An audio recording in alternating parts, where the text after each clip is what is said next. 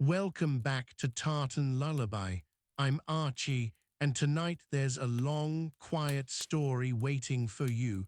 Before we begin, take a moment to settle in. Find your pillow. Soften your shoulders. Let the day go. Tartan Lullaby tells slow stories of Scotland. Real places, real years, real people, told gently enough to fall asleep inside. There's no music tonight, and no need to follow every word. If you drift off in the first few minutes, the rest will play on quietly without you. That's how it's meant to be. If these stories are a quiet corner you find yourself returning to, a subscription would mean a great deal, and it helps us keep making them. The artwork you see throughout tonight's story is available as a print in our Etsy shop, if you'd like to bring a little of Scotland onto your walls. When you're ready, close your eyes and we'll begin. Welcome to Tartan Lullaby. This is a quiet place for quiet hours, a channel built for the long slide into sleep, where Scottish history moves slowly and gently through the dark. If you have found your way here tonight, you are in good company. Pull the covers a little closer, let the room go still, and if this kind of thing speaks to you, a gentle subscription means the channel will be waiting whenever the nights are long and the mind needs somewhere calm to rest. Tonight is a special one, a long journey told in chapters, unhurried and warm. And if you would like something beautiful to carry into your dreams, the Tartan Lullaby Etsy art store holds prints of the Scottish landscapes and seascapes you will hear described tonight. Quiet images drawn from the very same shores and harbour lights that move through this story. There is no rush, nowhere to be. The world outside can wait for morning. Let the shoulders soften now, let the jaw unclench, let the breath find its own slow rhythm. You are exactly where you are supposed to be, and the story will come to you gently, one word at a time, like water finding its level. Tonight we travel a long road, 1,500 years of it, give or take. It is the road between Scotland and a city on the eastern edge of a continent, a city of harbour lights and red brick and cold Atlantic winters, a city that was shaped, more than most people ever stopped to think about, by people who crossed an ocean and brought something of home with them. Boston and Scotland, two places that feel, at first glance, like they belong to entirely different stories. One is old beyond the reach of written record, a land of mountain and glen and deep sea loch, carved out by glaciers and peopled by some of the earliest inhabitants of the northern world.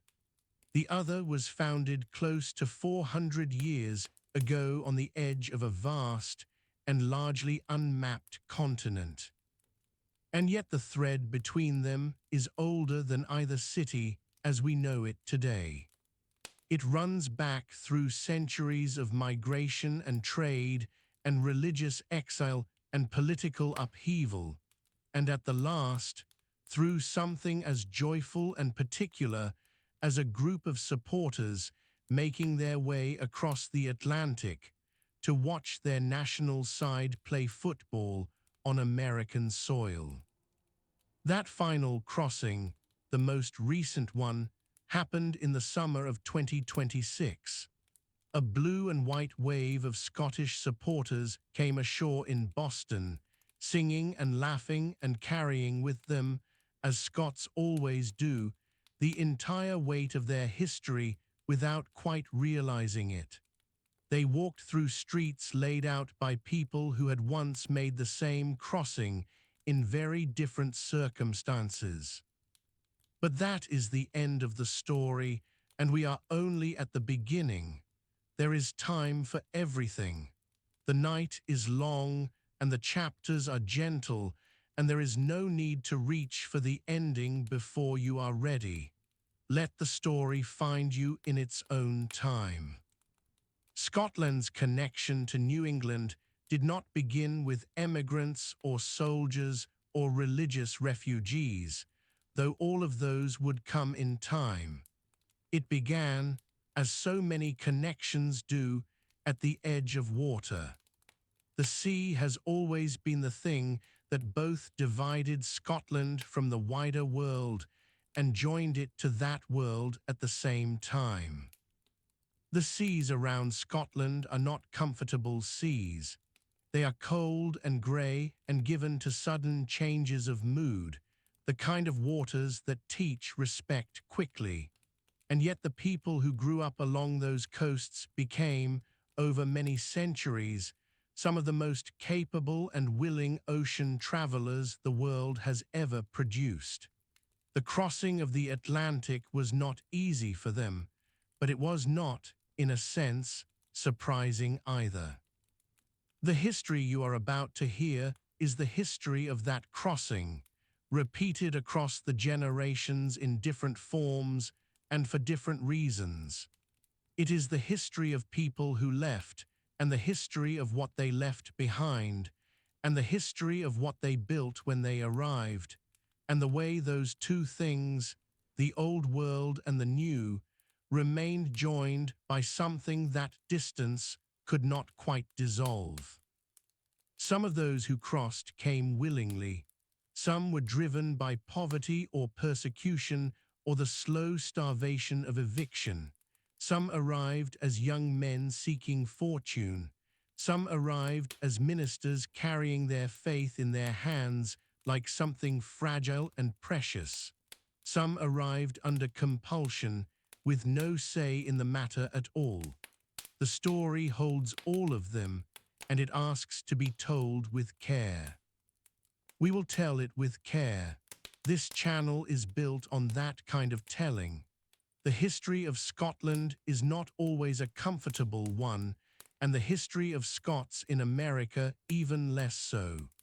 But it is a real history, and real histories deserve to be heard, even if we hear them slowly, even if we hear them half asleep, one paragraph at a time in the dark. So let tonight be the beginning of a longer conversation. A conversation between a small country on the northern edge of Europe and a city on the eastern shore of America, speaking to each other across an ocean and across time, finding, in the exchange, something that neither quite had on its own. Let the images form slowly behind your closed eyes. A harbor, sails, the grey-green surface of the North Atlantic catching the last light, a coastline growing larger and then strange and then, finally, familiar in its own new way. The smell of salt and rope and the low creak of a wooden hull moving through deep water. You do not have to hold on to any of it. The images can come and go as they please. That is the nature of this kind of listening, soft and half-formed and entirely your own. The story will be here, steady and unhurried, whether you follow every word or simply let the sound of it carry you. Over the next 12 chapters, we will move through 1,500 years of this crossing. We will begin with the earliest Gaelic migrations that gave Scotland its very name, and we will travel forward through the ships of the 17th century, the great religious and political exiles, the Highland emigrants, the men who helped make a revolution, the pipes that crossed the Atlantic and never quite went home again. We will arrive at the end of all of it in the present day. In the city of Boston, in the summer of 2026, where the latest wave of Scots to make the crossing came not fleeing hardship, but carrying celebration, wearing blue and singing, lifting something old and unbroken into the warm American air. But first there is this, the beginning, the place before the story starts, where everything is still possibility and the ocean stretches out in every direction, and the wind is fresh and cold, and the heart is full of something it cannot quite name. Let the breath slow now. Let the weight of the day settle down through the mattress and away. The night is long, and the crossing is gentle, and Scotland is waiting to tell you everything it knows. We begin at the beginning, and the beginning, as always, is the sea. Before we follow those emigrants across the Atlantic in the centuries to come, it is worth pausing here in the oldest quiet and asking how far back the habit of crossing actually goes. Because the idea of Scots on water, of people from this particular edge of the world moving outward across open sea, is not a modern arrangement. It is not even a medieval one. It reaches back into a time before the name Scotland existed at all. There is something in the sea that the people of the western coast have always understood differently from those who live inland. If you grow up on the Hebrides or on the long fingers of land that reach into the Atlantic from Argyll, or on the low green islands that scatter themselves between Scotland and Ireland, the water is not an obstacle. It is a road. It has always been a road. The distance between the north of Ireland and the coast of Argyll is at its narrowest, a little over 12 miles. On a clear day, you can see both shores from the middle of the crossing. People have known that crossing for thousands of years. Before the Roman legions arrived in Britain, before the Christian missionaries came, the sea between those two lands was already busy with people moving in both directions, carrying ideas and language and kinship with them. It is from that crossing that the oldest strand of the Scottish story begins.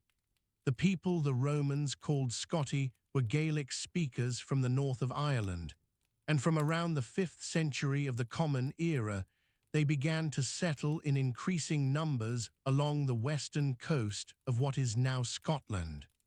They came in the kind of boats that people on that coast had been building for centuries, low and narrow, made to be carried across wet sand as much as sailed across open water.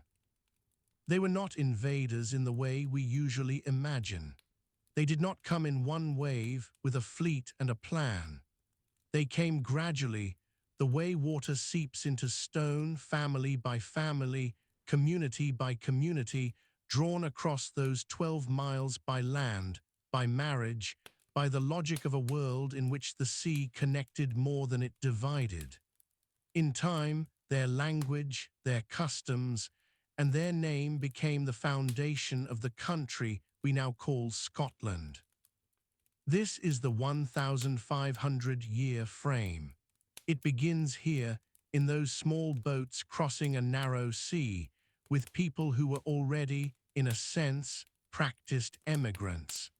The Gaels who settled Argyll and the Isles carried with them a culture that had always understood movement as something ordinary, something woven into the rhythm of living.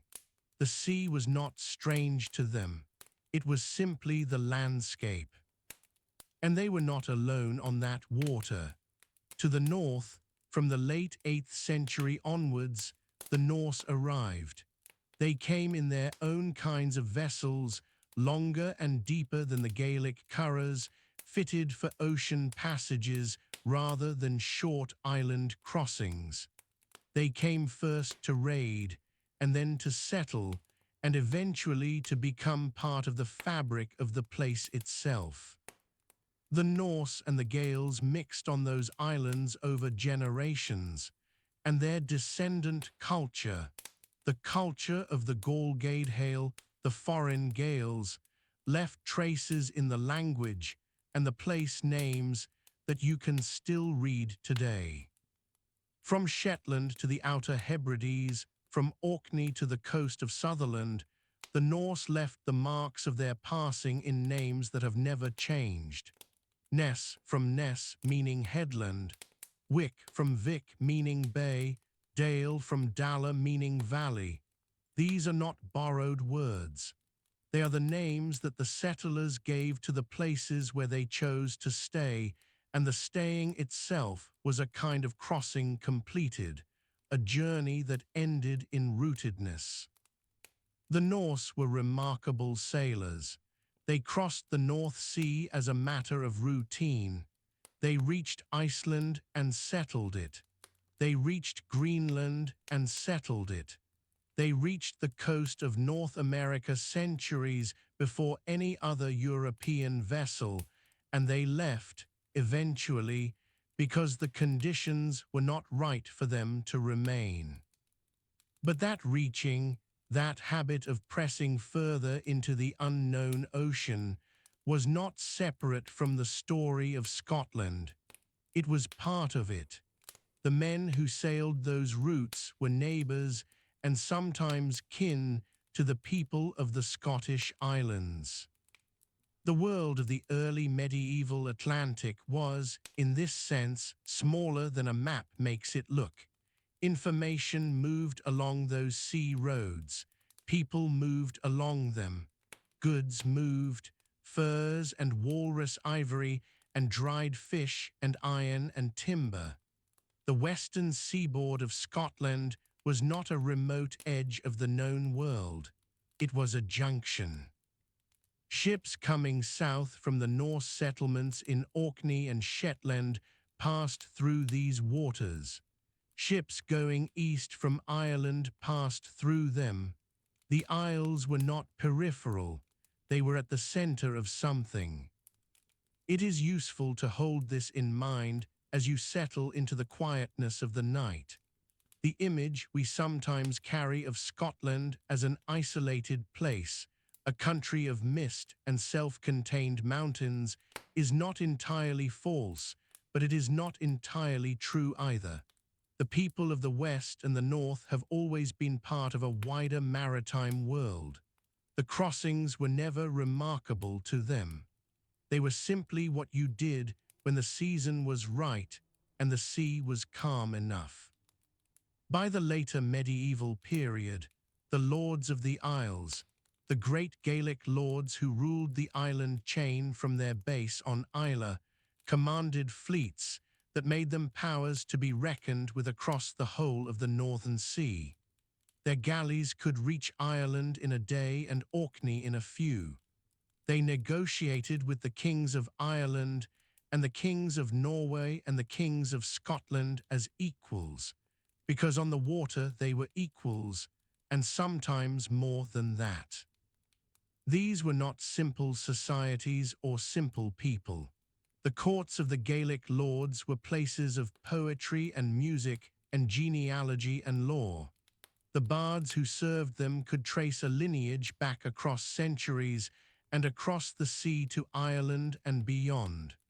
The knowledge they carried was deep, and it was portable, and it crossed water as easily as everything else did in that world. Culture, in the Western Isles, was never landlocked. The motif of the crossing, then, is not something that begins when the emigrant ships left Glasgow or Greenock or Belfast in the 18th and 19th centuries. It begins here, in this much older world, where the sea was a habit and the other shore was never quite foreign because people had always been going back and forth across it.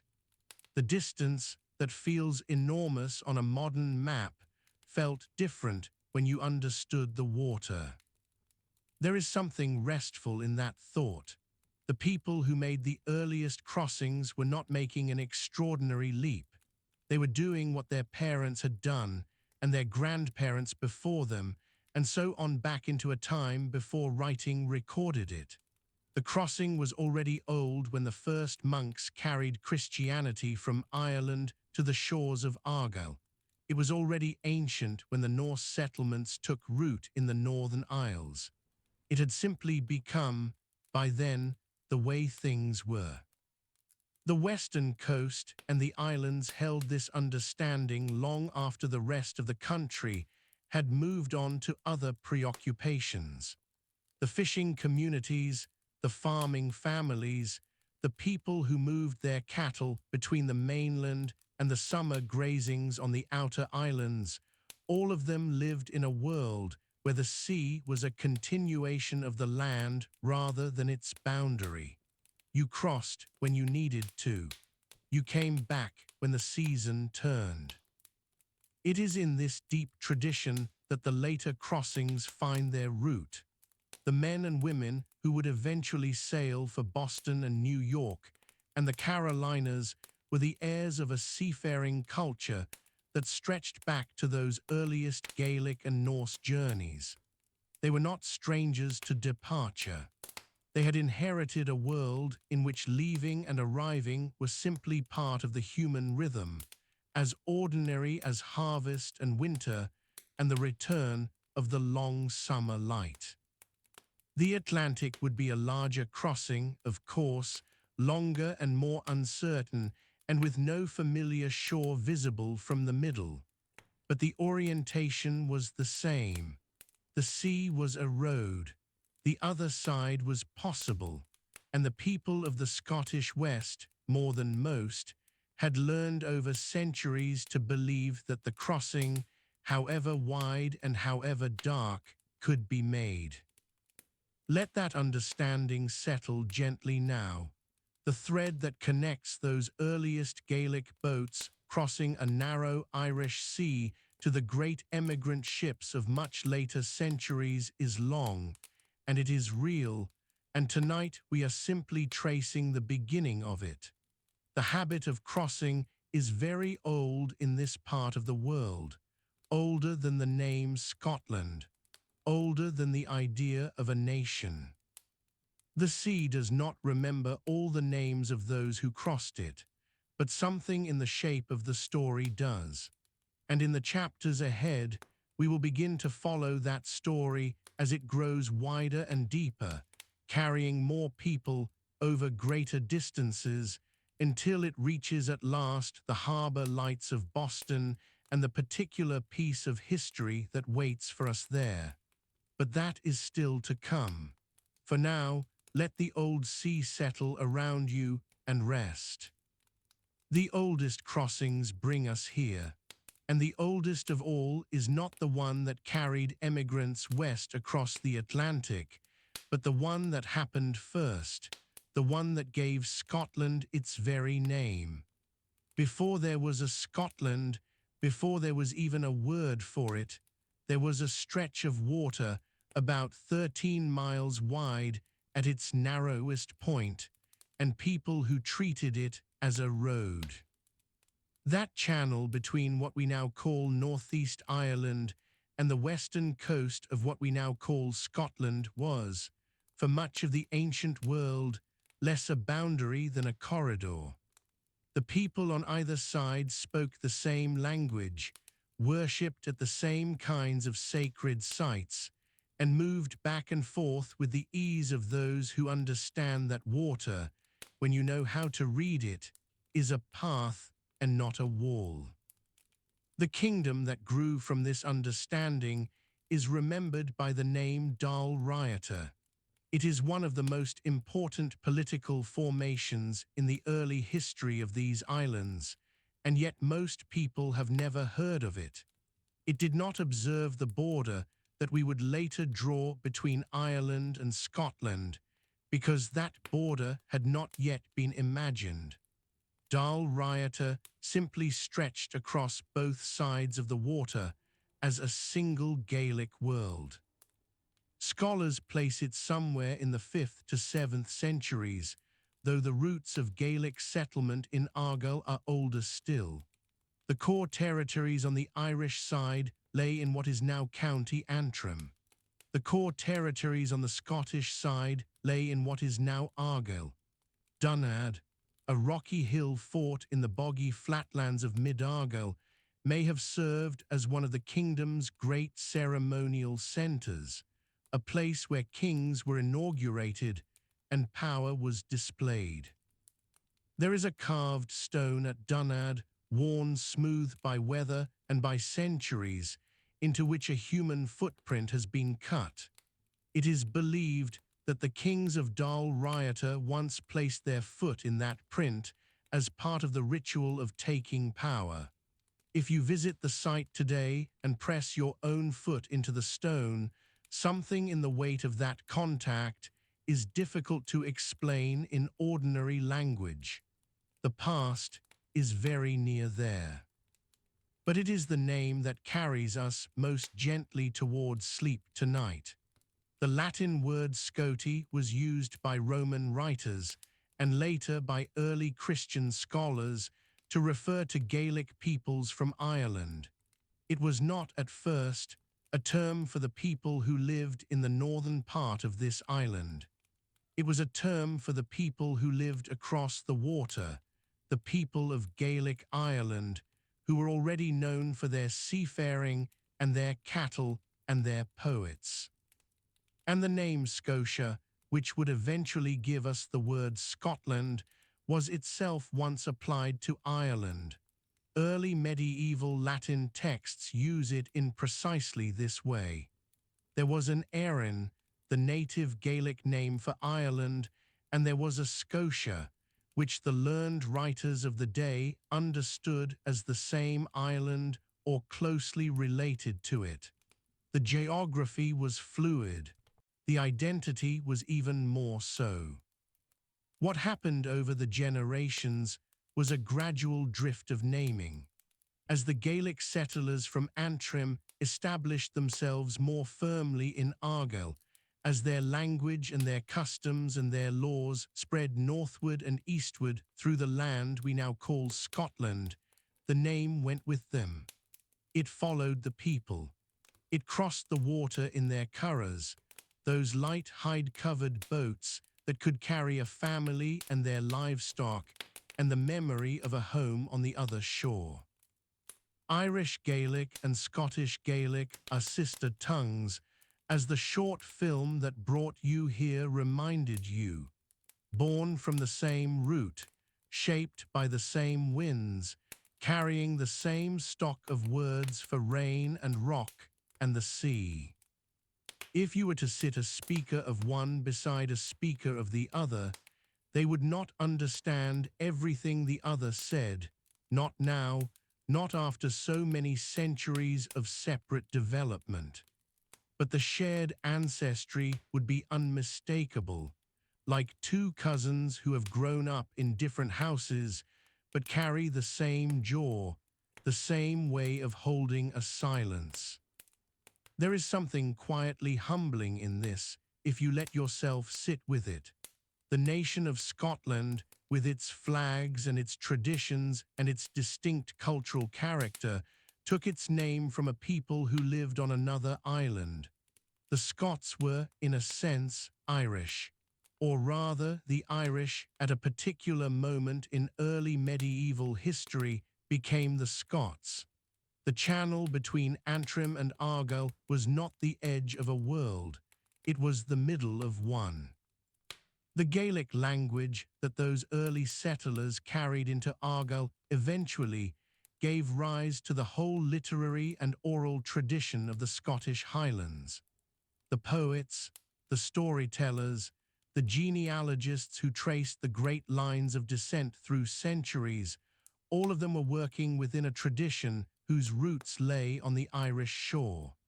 When you hear the sound of Scottish Gaelic spoken, you are hearing something that once crossed that 13-mile channel in a boat. The Pictish peoples who already inhabited much of what is now Scotland were a separate tradition, with their own art and their own language, and the history of how Gaelic and Pictish Scotland merged is a long and gradual one. By the 9th century, a king known as Synard mac Ailpin Kenneth MacAlpin in the later anglicized form, is traditionally associated with the uniting of Pictish and Scottish Gaelic territories into a single kingdom. The details are debated by scholars. The broad shape is not. And so a kingdom formed slowly across the centuries from the meeting of peoples who had themselves come from across a sea. Dal Riata's great contribution was not conquest in the martial sense, though there was war enough in those times. Its great contribution was culture, language, and the act of naming. The people who came from Ireland, who were called Scoti by the scholars of the late Roman world, eventually gave their name to the entire northern part of this island. Scotland is, at its root, a word that means the land of the Irish Gaels who came and stayed. This is not a diminishment of anything. It is one of the most beautiful demonstrations in all of European history of what a crossing can become. A boat on a narrow sea, carrying families and livestock, and the living memory of one place, eventually becomes the name of another place entirely. The water is not erased, it is woven in. It is worth pausing here, in the soft and unhurried middle of this night, to feel the full strangeness of that. The Boston Irish, who fill that remarkable city with the sound of their heritage, and the Scottish fans who arrived this June in the same remarkable city, share a root that goes back before either Ireland or Scotland existed as nations with borders and flags. They are, if you trace the line far enough, the same people who simply kept moving. The Curragh that carried a Gaelic family from Antrim to Argyll in the 5th century was, in its way, the ancestor of every later crossing. It was small and it was open to the sea, and it required a courage that we can only imagine now, sitting warm and still in the dark. But it went, and what it carried was not just people and animals and provisions. It carried a name that would outlast the kingdom, outlast the language in most of the land it named, and travel forward through 1,500 years into the present evening. Dal Riata is gone now as a political entity. The kingdom that held Antrim and Argyll together as one Gaelic world dissolved into larger formations long before the medieval centuries were done. But the traces remain in the sound of the language where it is still spoken, in the standing stones of Argyll, in the shape of the place names along the western coast, all those names beginning with sounds that an Irish speaker would still recognize as their own. The short film that may have brought you here tonight put it simply: they were not strangers meeting strangers. They were old Celtic cousins, separated by water and centuries. And now that you have rested inside this chapter, you understand a little more of what that means. The water between Ireland and Scotland was once a road.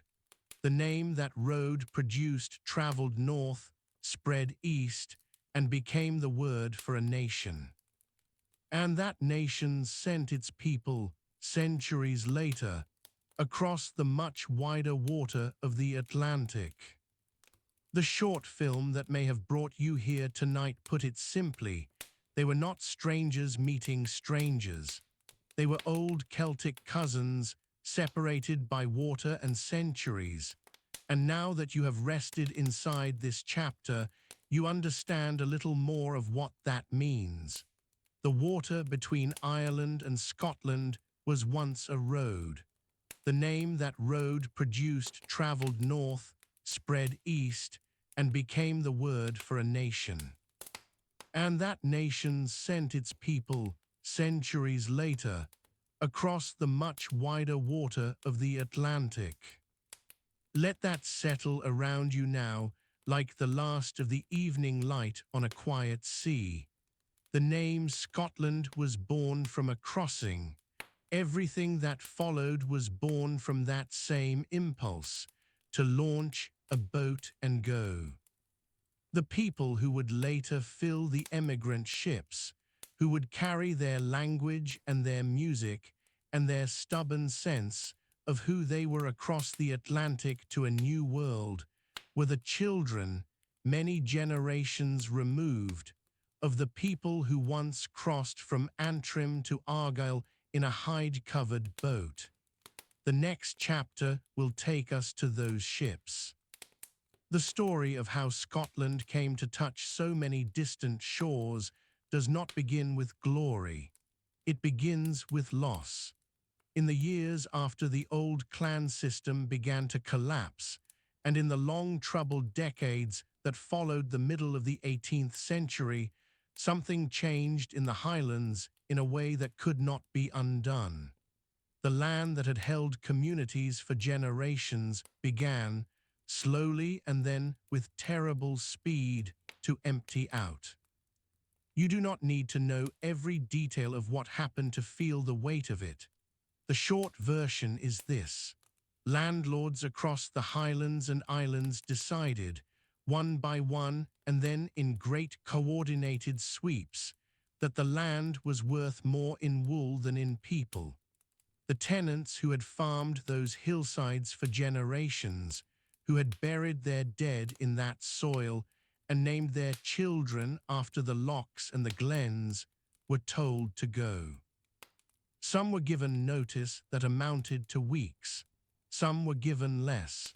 The old dwellings, the low stone houses and the shared grazing grounds that had sustained entire communities were cleared. The people were moved to the coasts, often to land too poor and too thin to support them, and the hills above were given over to sheep. Historians call this the Highland clearances, and the name is accurate in its way, though it does not come close to capturing what it felt like from the inside. What it felt like, in the accounts and the songs and the Gaelic laments that survive, was like being erased, not just from a house or a field, but from the landscape itself.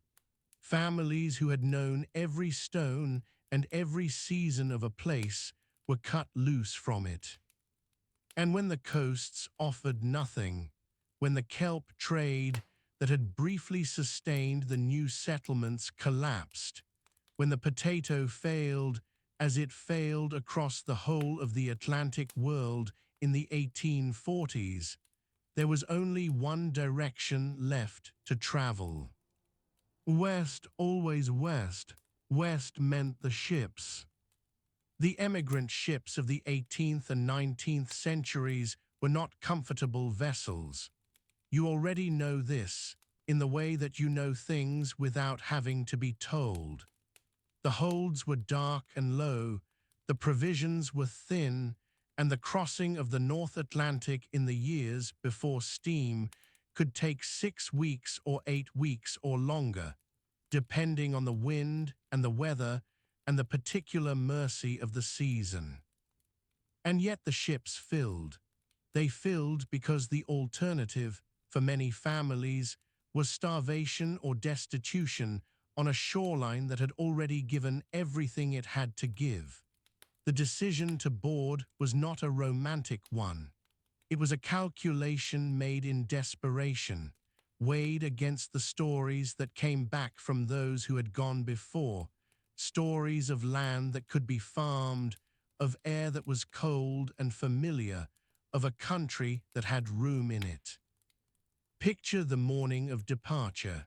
A harbour, perhaps Greenock on the Clyde or Tobermory on Mull, or one of the small stone piers of the Western Isles where the water runs dark and cold. Families gathered with what they could carry, trunks and bundles, a Bible, seeds sometimes wrapped in cloth against the damp. The things you keep when you can keep only a few things. The things that carry a life's meaning in the smallest possible space. The children did not always understand what was happening. The older ones may have, and perhaps it was worse for them. The parents understood entirely, and if you look at the accounts written by those who watched these departures, there is a recurring image that stays with you: people looking back, standing at the rail of the ship as it moved out past the headland, looking back at the hills they had known all their lives, knowing with a certainty that settled in the chest like cold water that they would not see them again. The crossing was its own ordeal, weeks of slow movement across a grey and indifferent sea. Sickness was common. The overcrowded conditions below decks meant that disease moved quickly through the emigrants, and not everyone who boarded in Scotland reached the other side. The ships carried the living and the dead together across the same water, and the dead were buried in the Atlantic without ceremony, without a stone, without a name that anyone on the far shore would ever find. And yet the Gaelic was spoken below those decks. The old songs were sung. Families gathered in the dark and told each other the stories they had always told, the place names and the genealogies and the seasonal wisdoms that had been passed from mouth to mouth across generations beyond counting. They were crossing an ocean, but they were carrying a world with them, tucked inside the language, invisible to the ship's log, indestructible in its way. The destinations were various. Nova Scotia, which takes its name directly from the Latin for Scotland, received tens of thousands and became so thoroughly Scottish in its character that Gaelic was spoken in its villages well into the 20th century. Prince Edward Island, Upper Canada, and further south into the New England colonies and the states that grew from them, where land was cheaper in the interior, and the climate carried at least a passing resemblance to the one they had left behind. New England was not the primary destination of the Highland emigrant ships, but it was a significant one, and the communities that formed there were real and lasting. The Scots who arrived in Massachusetts and New Hampshire and the hills of Vermont brought with them the same practical tenacity that had kept their communities alive through centuries of difficult Highland winters. They knew how to work cold ground. They knew how to endure. Many settled in places that already had something of a Scottish connection, towns and counties where earlier emigrants from the lowlands or the borders had already put down roots. They joined communities that spoke English with a lilt that felt almost familiar, attended churches whose order and theology came from the same Presbyterian tradition their grandparents had known, and began, carefully and with great effort, the work of building a new life from the ruins of the old one. The work was not quick and it was not easy. Clearing land in the New England interior, pulling stumps from frozen soil, building a house from timber when you had grown up in a stone cottage on a hillside above the sea. These were tasks that asked everything of a person. But they were tasks that Scots, by the particular discipline of their history, happened to be well suited for. They were accustomed to hardship. What they were not accustomed to was having no way back. That was the thing that made emigration different from anything that had come before. The people who had been moved from glen to glen within Scotland still carried the possibility of return, however slim. The people who crossed the Atlantic did not. The ocean was not a road that could be easily walked back. It was a threshold. Once you stepped across it, the world you had known became a memory, and memories, no matter how carefully kept, are not the same as home. And yet something survived the crossing. Something always survives in human communities that the practical record does not quite capture. It survived in the names people gave their new settlements, names that echoed the glens they had left. It survived in the music that was played at community gatherings, reels and airs that had come off the ships in someone's memory and been preserved against the silence of the new world. It survived in the stories told to children, and by those children to their own children, all the way down to a present that still carries traces of that long Atlantic passage. The thread between Scotland and New England was woven in its largest and most human dimension by these ships and these people. Not by treaties or by commerce alone, though those played their part, but by the quiet fact of families arriving in a new country and deciding, against all the weight of what they had lost, to stay, to plant, to build, to name the hills around them with the names they still carried in their mouths. Somewhere in the darkness of the crossing, between one shore and another, a kind of transformation happened. The emigrant Scot was not yet American and no longer quite Scottish in the old way. They existed for a time in the space between, on the water, suspended between what had been and what was coming. That in-between place is perhaps the most honest place in this whole long story. It is where change actually happens quietly, without anyone marking it in the log. Let all of that settle over you now, softly. The ships and the water and the long, patient work of people building new lives from old memories.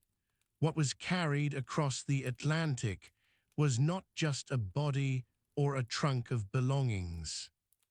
It was a whole way of understanding the world, a way of speaking and singing and praying and enduring that had been shaped by centuries in the northern hills, and that would go on shaping, in quiet and unannounced ways, the country it arrived in. In the next chapter, that inheritance begins to show its face, as the Ulster-Scots reach the streets of Boston and the world starts to look a little more familiar.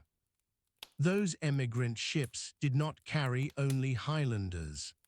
Another branch of the Scottish story had been growing for more than a century before the great Atlantic crossings began, and it followed a different route to the same shore.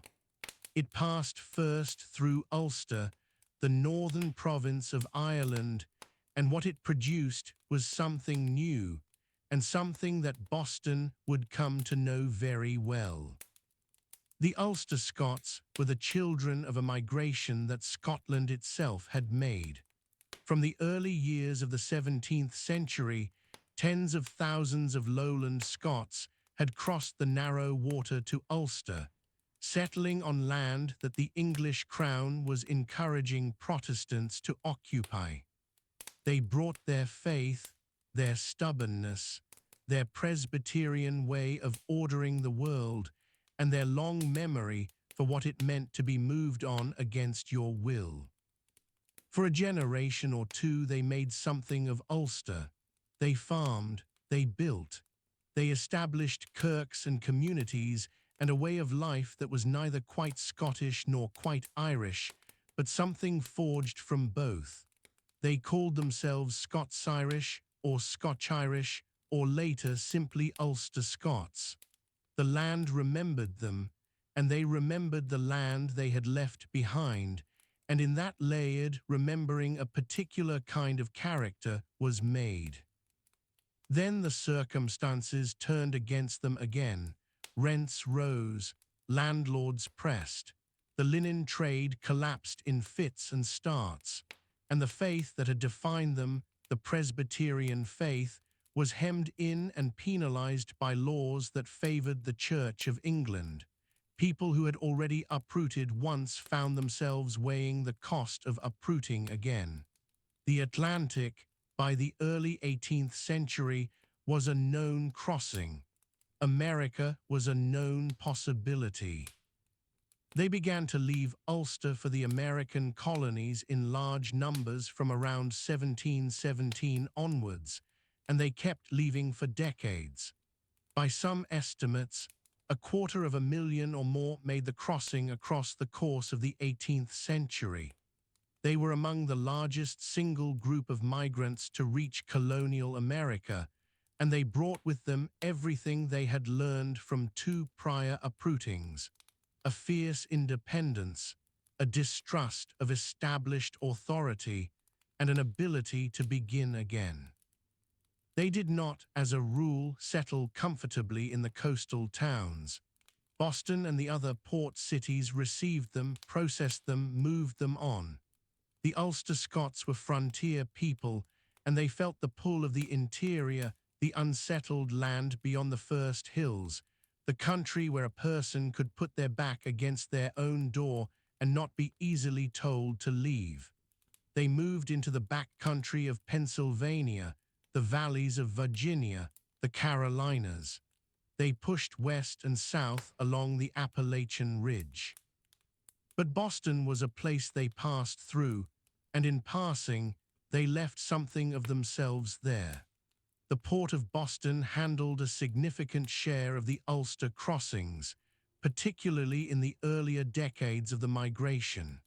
Ships out of Belfast and Londonderry and Newry came into Boston Harbor, and the men and women who stepped off them brought their accent and their manner and their way of meeting the world to the streets of a city that was already beginning to talk about liberty. The Presbyterians among them found something familiar and something clarifying in the religious and political culture of New England. The Puritans who had built Boston had their own long history of resistance to crown and bishop, their own sense that conscience stood above institution. The Ulster-Scots, shaped by exactly the same argument, recognized the common ground. The two traditions were not identical, but they shared a grammar, and in Boston that grammar would matter very much. What the Ulster-Scots brought to New England was not wealth, not learning, not the kind of social polish that opened doors in Beacon Hill drawing rooms. What they brought was something older and more durable. They brought the conviction that no earthly power had the right to dictate a man's conscience or a family's livelihood, and they had paid for that conviction more than once already. It was not an abstract belief. It was a belief that had been tested and had held. Their influence is not always easy to trace in the city itself, because so many of them were in transit, because they were not the founding families of Boston, but the people who passed through it on the way to somewhere else. And yet the trail is real. The Ulster-Scots contributed to the population of the colonies in a proportion that made their culture a shaping force, and the ideas they carried were not left at the dock. They spread. Among the men who shaped the revolutionary mood, the Scotch-Irish strain runs quietly and persistently. The fiercest voices for independence were often from the Presbyterian backcountry, from the communities of Ulster-Scots descent who had already concluded, generations before the Boston Tea Party, that Crown and Parliament were not to be trusted with the lives of ordinary people. When the argument for independence finally reached the cities and the drawing rooms, it found a population already primed for it. There is a phrase that passed between historians for many years, that the American Revolution was, in part, a Presbyterian revolt. It is an overstatement, as all such phrases are, but it contains something real. The Ulster-Scots, wherever they had settled, were among the most consistent voices for separation from British rule. They had their reasons, and those reasons were a century old before the first shot was fired. Boston stands near the sea and faces east toward the world it came from, and the world it came from includes Scotland and includes Ulster, and includes the long chain of crossings that brought this particular kind of people to this particular shore. When you stand in the older parts of the city, in the streets that run between the water and the hill, you are standing in a place where those crossings ended and something new began. The Ulster-Scots who came through Boston were not, by and large, the people who remained to build its fine houses and its mercantile fortunes.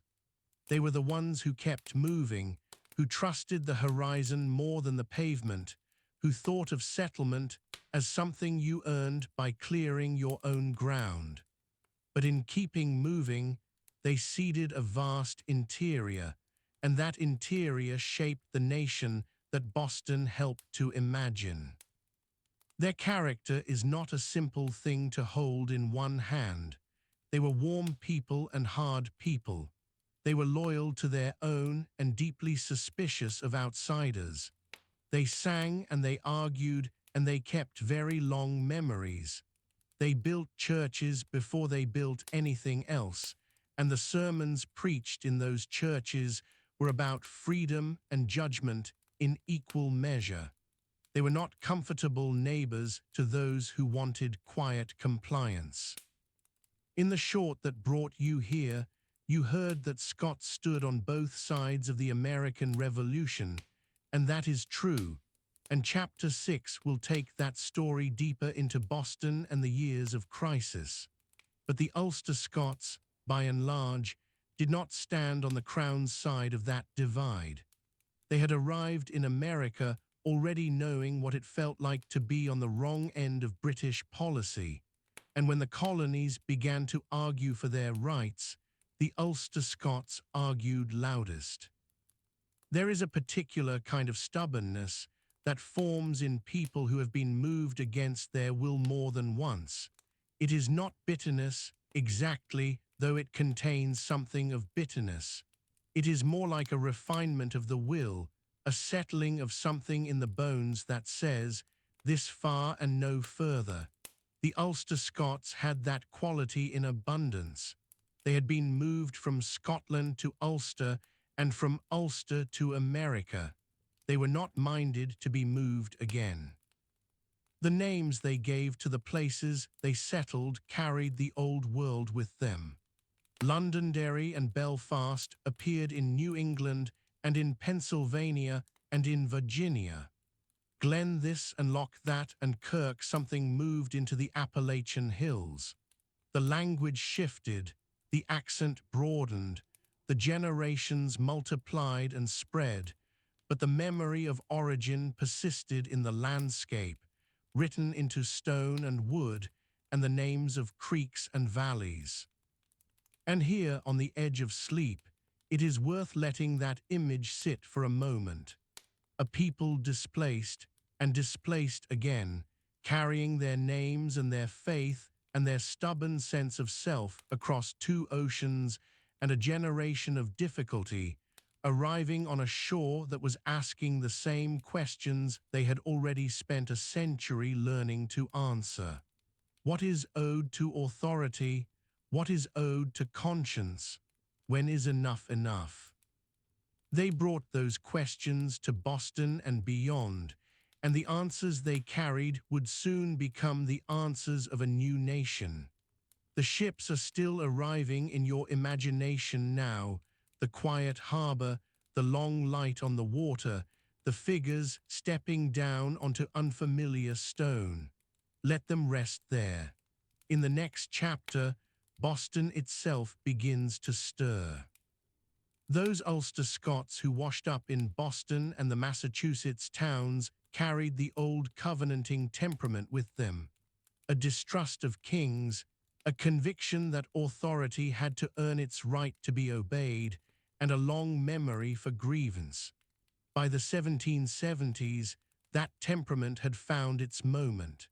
The colonies were restless, the harbour was full of tea and resentment, and the people who had already left one crown behind were among the first to consider leaving another. You can let that settle for a moment. The idea that a people already once uprooted, already once required to remake themselves in unfamiliar soil, would be quicker than most to recognize the shape of injustice. They had seen it before. They knew what it looked like when a distant authority decided that your labor and your land were its to dispose of. The Scots who had come to New England through Ulster brought that knowledge with them, lodged somewhere beneath the ordinary business of living. Boston in the early 1770s was a city of perhaps 16,000 people, crowded onto a narrow peninsula that jutted into a cold harbor. Its wharves were busy, and its printers were busy, and its taverns were busy, and the argument that ran through all of it was the same argument: whether a parliament sitting in London had the right to tax men who sent no member there. It was a quarrel that had been building for a decade, and by the winter of 1773, it was very nearly finished with building. The Scottish names are scattered through this moment the way they are scattered through so much of what came after. Not always at the center, not always in the foreground, but present and purposeful. Men who had crossed the Atlantic or whose parents had, who had built something modest and useful, and were not disposed to see it taken apart by a distant authority that did not know their names or care to learn them. But here the story asks you to hold two things at once, because the Scots who would help make the revolution were not the only Scots in this war. Scotland, at this moment, was pulling in two directions at once, and that fact deserves to be carried gently and without simplification.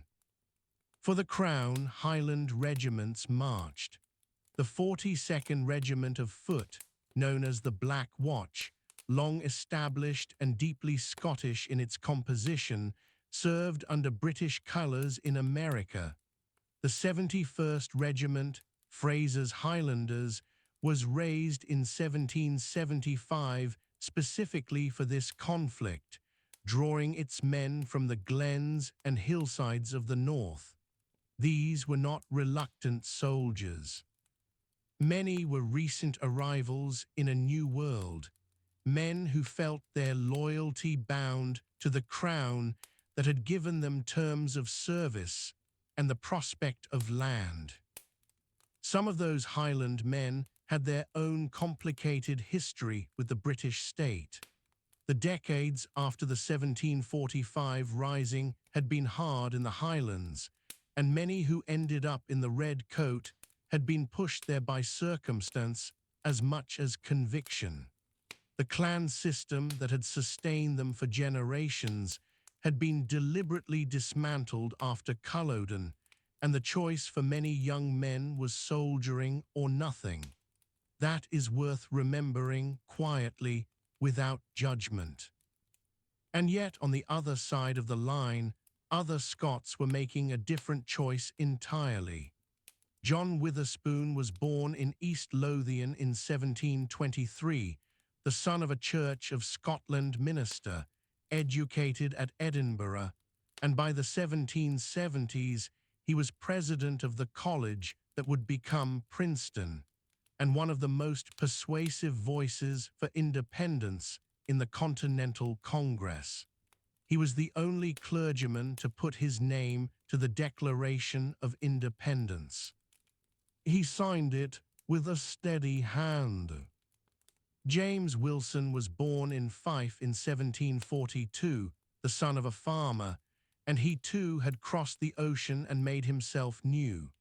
He studied law, settled in Pennsylvania, and brought to the independence movement a mind trained in the Scottish Enlightenment tradition, rigorous, humane, and deeply suspicious of the concentration of power. Wilson signed the Declaration, and years later he would become one of the first justices of the United States Supreme Court. Scotland, you might say, helped to write America into law. Then there was Hugh Mercer. He had been a surgeon in the Jacobite army at Culloden, a young man on the losing side of the last pitched battle on British soil, and after the defeat, he had come to America quietly to begin again. He built a medical practice in Virginia. He befriended George Washington, who lived nearby. When the war came, Mercer did not hesitate. He took a commission in the Continental Army and rose to the rank of Brigadier General. He was wounded at the Battle of Princeton in January 1777 and died of those wounds shortly after. He was 50 years old. One People, Two Flags. The short you may have watched before finding this night put it simply, and it was right to do so. The division was real. Families were split. Men who had grown up in the same parishes, who had learned the same psalms and ploughed the same kind of soil, found themselves in opposing lines. History does not always arrange itself so that the people we feel kin to are all on the same side. Sometimes it asks more of us than that. Boston itself was not the only theatre, though it was among the most significant. The siege that began in April 1775 and ended in March 1776 saw British forces finally evacuate the city after the Continental Army placed captured artillery on the heights above the harbour. Scottish soldiers were among those who left. Scottish-descended patriots were among those who watched them go. The harbour, which had been the stage for the tea protest 2 years earlier, was now the stage for something larger. The artillery that made the difference on those heights had been hauled overland from the captured fort to the northwest, a journey of extraordinary difficulty through winter country. The man who organized that journey was himself deeply connected to the Scottish world that had shaped so much of colonial New England. But that is a story for the chapter that follows this one, and it deserves its own quiet space. What Boston gave to the Revolution, and what the Scots in Boston gave to it, was not only soldiers and strategists. It was argument, the tradition of public reasoning that had come through the Scottish Kirk and the Scottish universities found its way into the pamphlets and speeches of the independence movement with a directness that historians have noted and admired. The right to question authority, the duty to resist tyranny, the understanding that government derived its legitimacy from the consent of the governed. These were not only English ideas. They had been refined and sharpened in Scotland for generations. The Scottish Enlightenment, which had flowered in Edinburgh and Glasgow and the universities of the North, had produced a way of thinking about society and power that was genuinely new. Francis Hutcheson, a Scot from Ulster, had argued before 1750 that the right of revolution was not merely permissible, but sometimes morally required. His lectures were read in the colonies. His students carried his ideas west across the ocean. By the time the Declaration was being drafted, these arguments had been in circulation for a generation. Not every Scot who contributed to the revolution would have been able to trace the line from Hutchison to Philadelphia. History rarely works that neatly, but the ideas were in the air, and the Scots were breathing the same air, and when the moment came to put convictions into words and words into action, they were ready. Witherspoon had studied that tradition directly. Wilson had too. The ideas came with the people, as ideas always do. There is something worth sitting with in the image of a people divided against themselves. The Highland soldiers in their red coats marching through American forest. The Lowland lawyers in their frock coats signing documents in Philadelphia. The Ulster-Scots farmers who had already made one crossing and were not willing to bend the knee a second time. They were all of them Scottish in some sense. They were all of them doing what seemed right from where they stood. That is the complexity history carries, and it deserves to be carried with care. The revolution ended, in the end, as you know. The treaty that followed in 1783 drew a new map across a continent and left on either side of the line people who had not chosen which side of history they would end up on. The Highland soldiers who had served the crown found themselves in a world remade. Some went to Canada. Some returned to Scotland.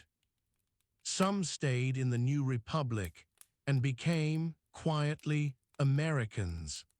The Scots who had signed and fought and argued for independence stayed too, and their names went into the founding documents of a nation that would carry Scottish ideas in its bones for generations to come.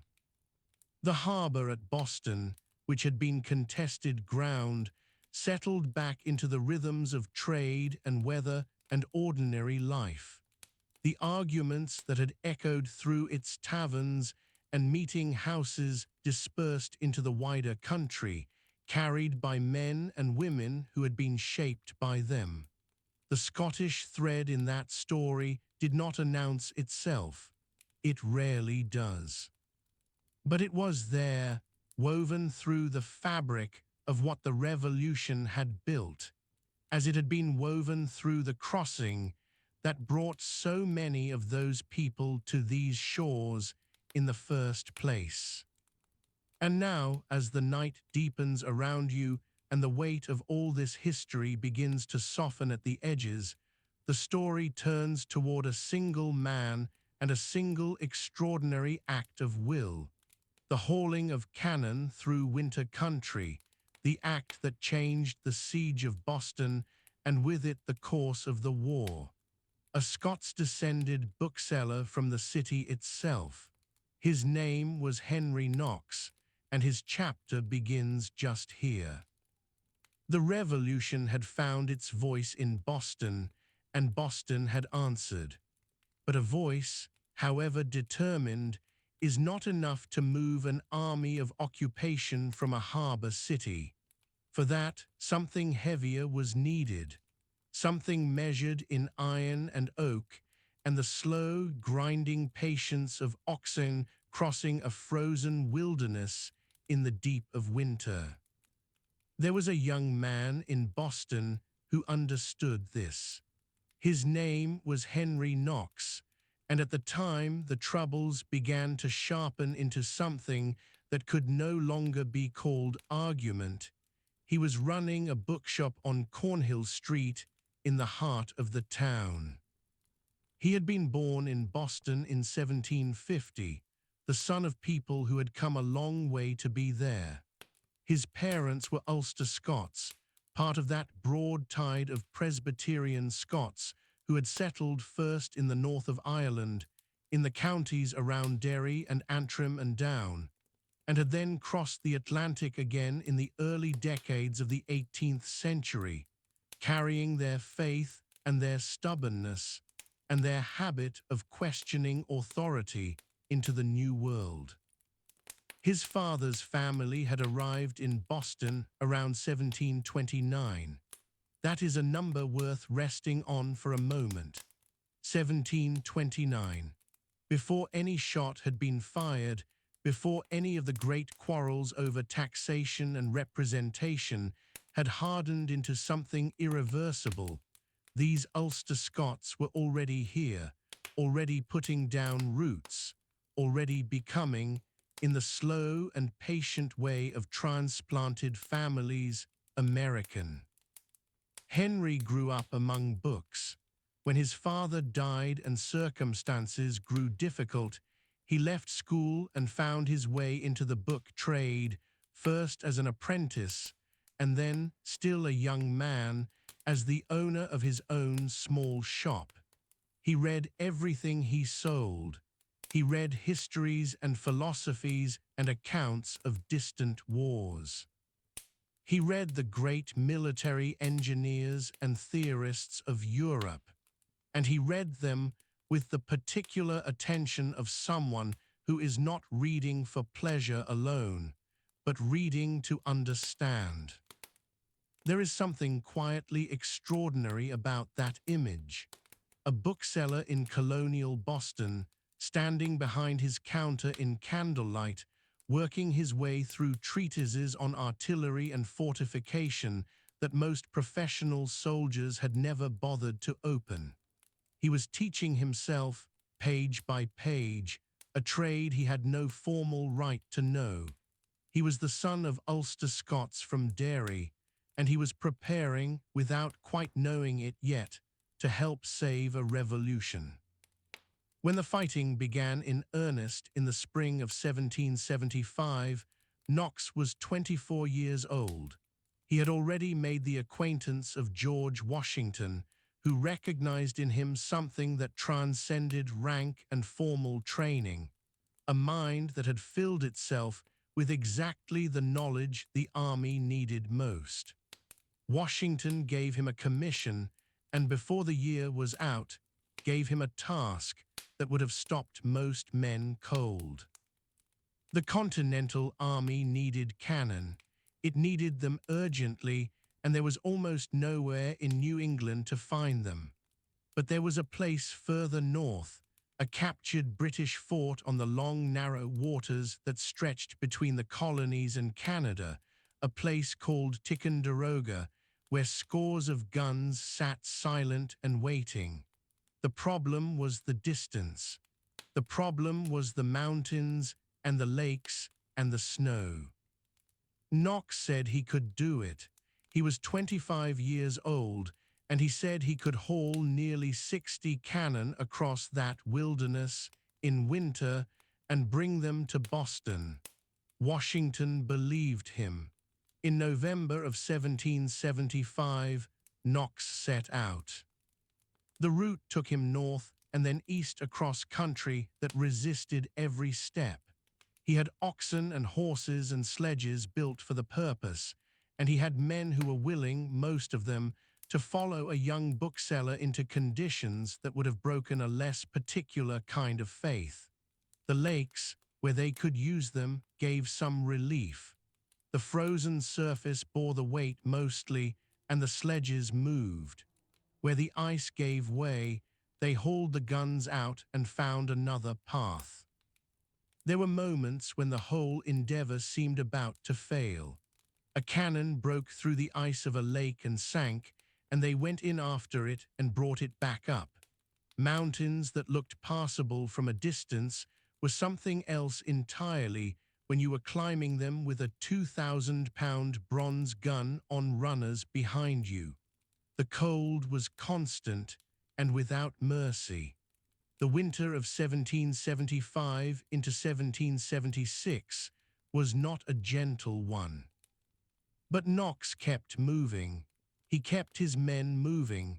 He had read enough military history to know that the man who stops loses, and he had enough of whatever it is the Ulster-Scots carried across 2 oceans in them to refuse to stop. By the late winter, he was back. He had brought 59 cannon from Ticonderoga to the outskirts of Boston. He had not lost a single gun.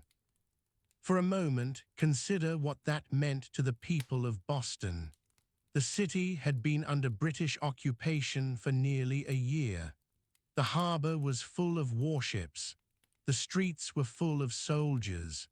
The mood was one of long endurance, that particular exhaustion that comes not from a single blow, but from the grinding weight of months and months of being watched and controlled and unable to act.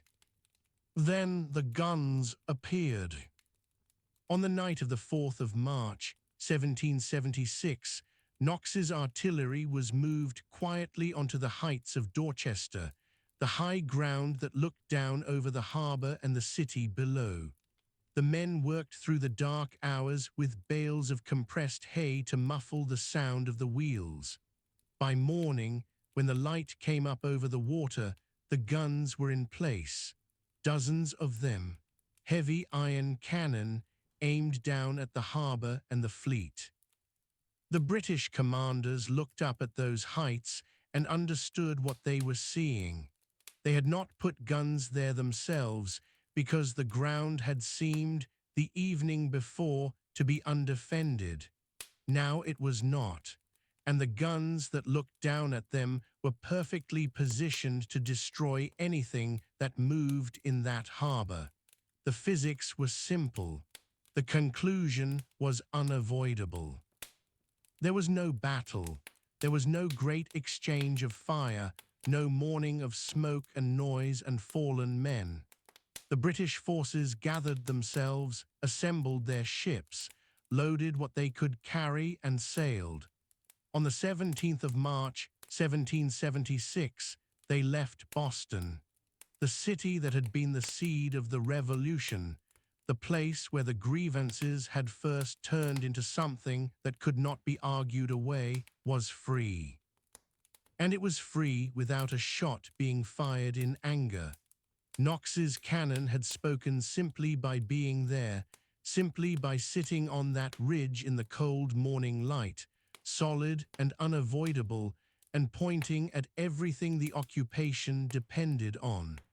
The quiet power of preparation. The Revolution's first great practical triumph, achieved by a young man from a bookshop, the son of Ulster-Scots from the north of Ireland.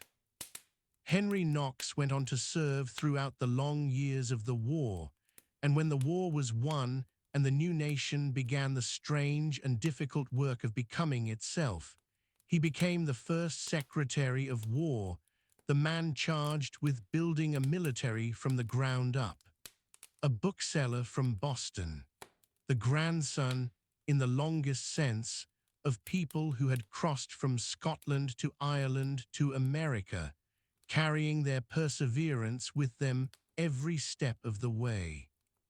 Let that settle over you now, if you can. The ships that left the north of Ireland in the early decades of the 18th century were carrying, among everything else, a young Henry Knox who had not been born yet. They were carrying the determination of families who had already crossed one sea and were willing to cross another, and who had learned, somewhere in all that crossing, not to stop when the ground got hard.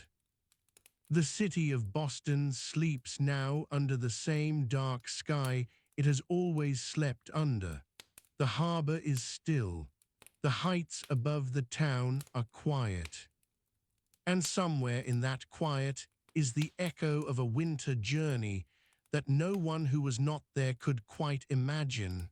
Oxen and sledges and iron guns moving through the cold, guided by a young man who had read enough to know that it could be done.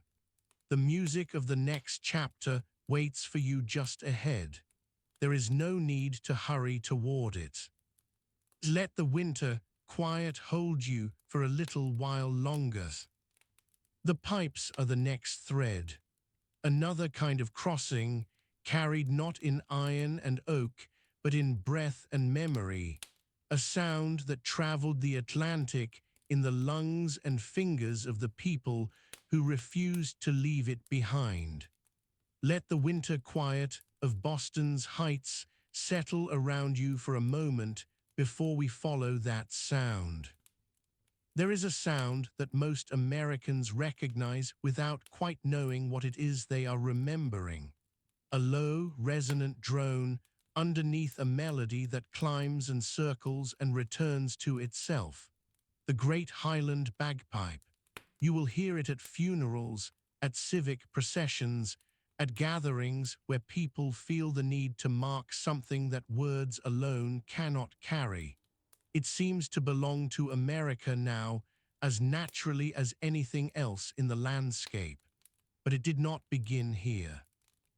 It began in the form most people know it, in the Highlands and Islands of Scotland, where the instrument had been played for centuries before a single colonist set foot on the eastern seaboard.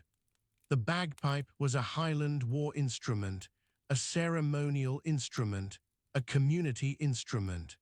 Pipers marched at the head of clan armies. They played at weddings and at wakes. They kept the music of a people alive through long winters and long dispersals. The Highland pipes were not invented in Scotland, and the Scots themselves would not claim otherwise. Varieties of the instrument existed across Europe and the Near East for centuries before the Great Highland Bagpipe took the particular shape that crossed the Atlantic. But Scotland is where that shape was refined and where it became most fully itself. The three drones and the chanter, the bag made from a whole hide, the sound that carries across open country better than almost any other instrument the world has produced. When the Scots began to leave in earnest, in the great dispersals of the 18th and 19th centuries, they carried the pipes with them.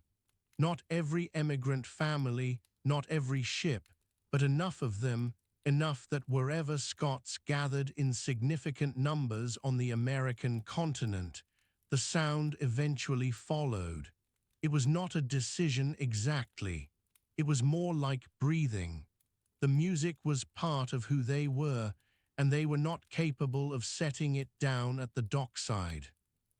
The Caledonian societies that formed in American cities through the 1800s kept the tradition alive in a formal way.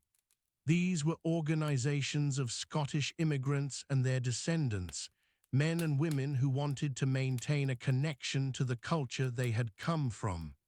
They held games on open fields outside the cities, events that were part athletic contest and part festival and part act of communal memory.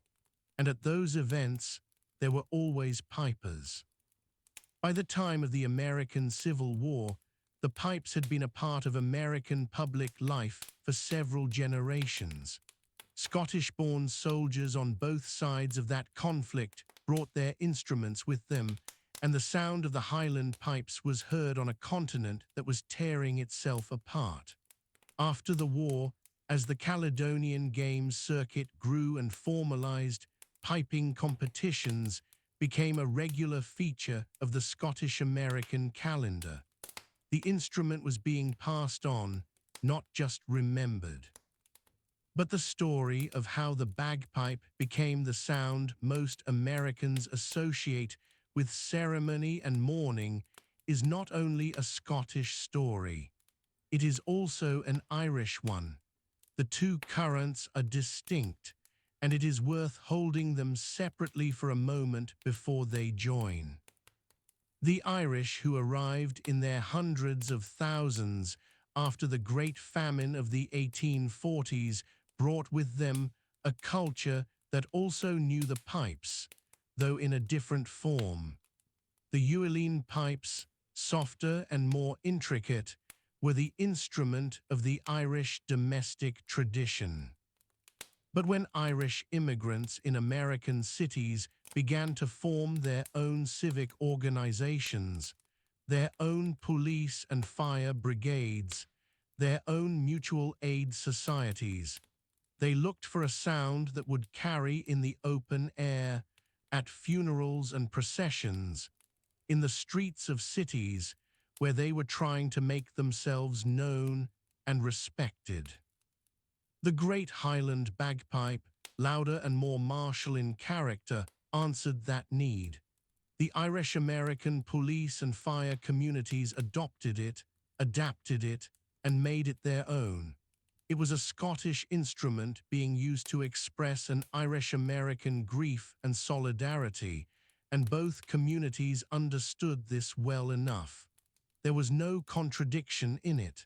The instrument belonged to a shared Celtic inheritance, and it did the work that was needed. In the years after the Second World War, pipe bands attached to police and fire departments became a fixture of American civic life. The model spread from city to city, and by the latter half of the 20th century, the sight of uniformed pipers playing at the funeral of a fallen officer had become one of the most recognizable ceremonies in the country. The sound had taken on a weight that went beyond any single tradition. It had become American. Boston was part of this story in every dimension.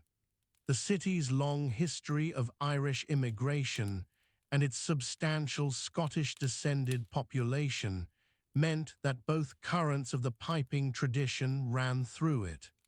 The Caledonian Games circuit had reached New England early, and Boston's own civic institutions had absorbed the piping tradition as naturally as any city on the eastern seaboard.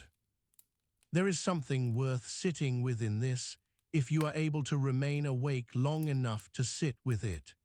The bagpipe crossed the Atlantic not once, but twice, in two different streams, carried by two different communities, and both streams arrived at the same shore. Scotland sent the instrument. Scotland and Ireland together sent the traditions that made it the sound of American ceremony. The pipes also crossed as a military instrument. Scottish regiments in the service of the British Crown and later in the armies of independent nations brought their pipers to every corner of the world the empire reached.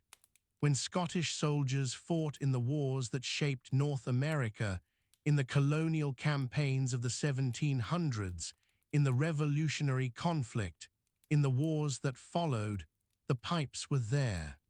The sound entered the landscape through the door of war as well as through the door of immigration. There are records of Highland pipers in North America from the earliest decades of significant Scottish settlement, men who played at the edge of forests and on the shores of lakes that had no European names yet, keeping alive a sound that connected them to a place they might never see again. That act of keeping, of refusing to let the music go, is one of the quieter forms of courage that migration requires. The instrument itself changed very little in the crossing. Unlike so many things that emigrants carry, which are transformed by the new soil they are planted in, the great Highland bagpipe remained stubbornly itself. The tuning, the technique, the repertoire, the way the player stands and breathes and holds the bag under one arm, these things were preserved with a care that suggests the Scots who played the pipes understood that some things must not be altered. The music was a container for something that would be lost if the container changed. You may be drifting now, and that is as it should be. Let the sound of the pipes move through the room in your imagination, that low continuous drone beneath the climbing melody. It is a sound designed for outdoors, for hillsides and open water and long distances. In your quiet room, it can seem almost impossibly intimate, a sound that has crossed 3,000 miles of ocean and 400 years of history to reach this particular moment. By the time Scotland's footballers arrived in Boston in the summer of 2026, the sound of the Highland pipes was so embedded in the fabric of the city that no one thought to remark on it. It was simply there, as it had been for generations. In civic ceremony and in grief, in celebration, and in the formal marking of occasions too large for ordinary language, the pipes spoke. They spoke in a Scottish voice, but they had long since learned to say American things. The instrument had done what all the best things carried by emigrants do. It had taken root. It had become part of the place that received it, and yet it had not forgotten where it came from. You can hear that in the drone if you listen carefully. Something in it is still facing east, still turned toward the grey-green country across the water where it began. Let the drone hold you now. Let it carry you a little further into the night. There is more of this story still to come, more threads to follow across the centuries. But for this moment, it is enough to know that the sound reached here, that it made the crossing, and that something old and Scottish is woven so deeply into the life of this American city that it has become, in the most genuine sense, a part of what the city is. Rest here a while. We move on gently in a little while. The pipes have faded now into the soft distance behind you, and what they leave behind is not silence, but something more like resonance, the low hum of a question beginning to form in the room. You have heard the music cross the Atlantic. You have heard it take root. Now it is time to reckon with what grew from that root, quietly and over centuries, in the soil of a country that does not always know its own name for what it carries. There is a number worth sitting with before you let your eyes close fully. Demographers who trace surnames and family trees, who follow the paper trails of parish registers and ship manifests and census records, put the figure of Scottish-descended Americans somewhere between 20 and 25 million people. That is not 5 million, which is roughly the number who describe themselves as Scottish in the census.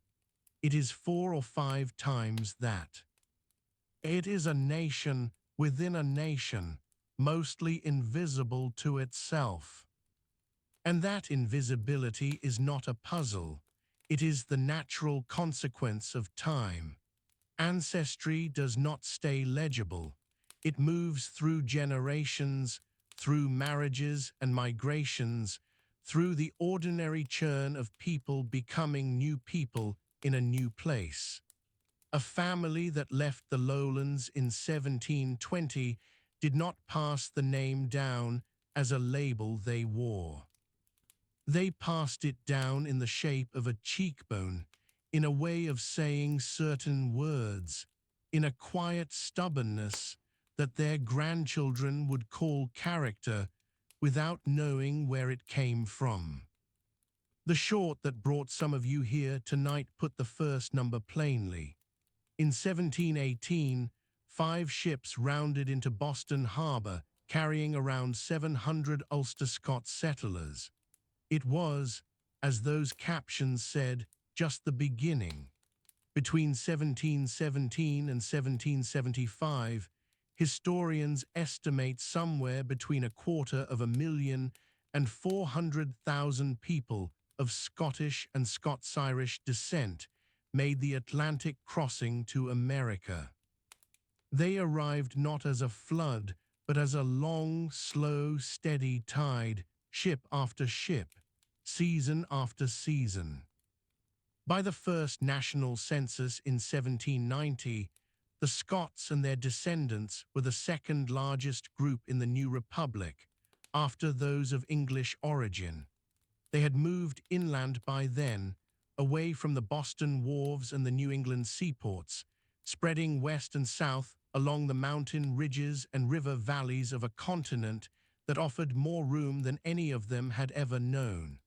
They became farmers and preachers and soldiers and schoolmasters. They became, in the truest sense, American.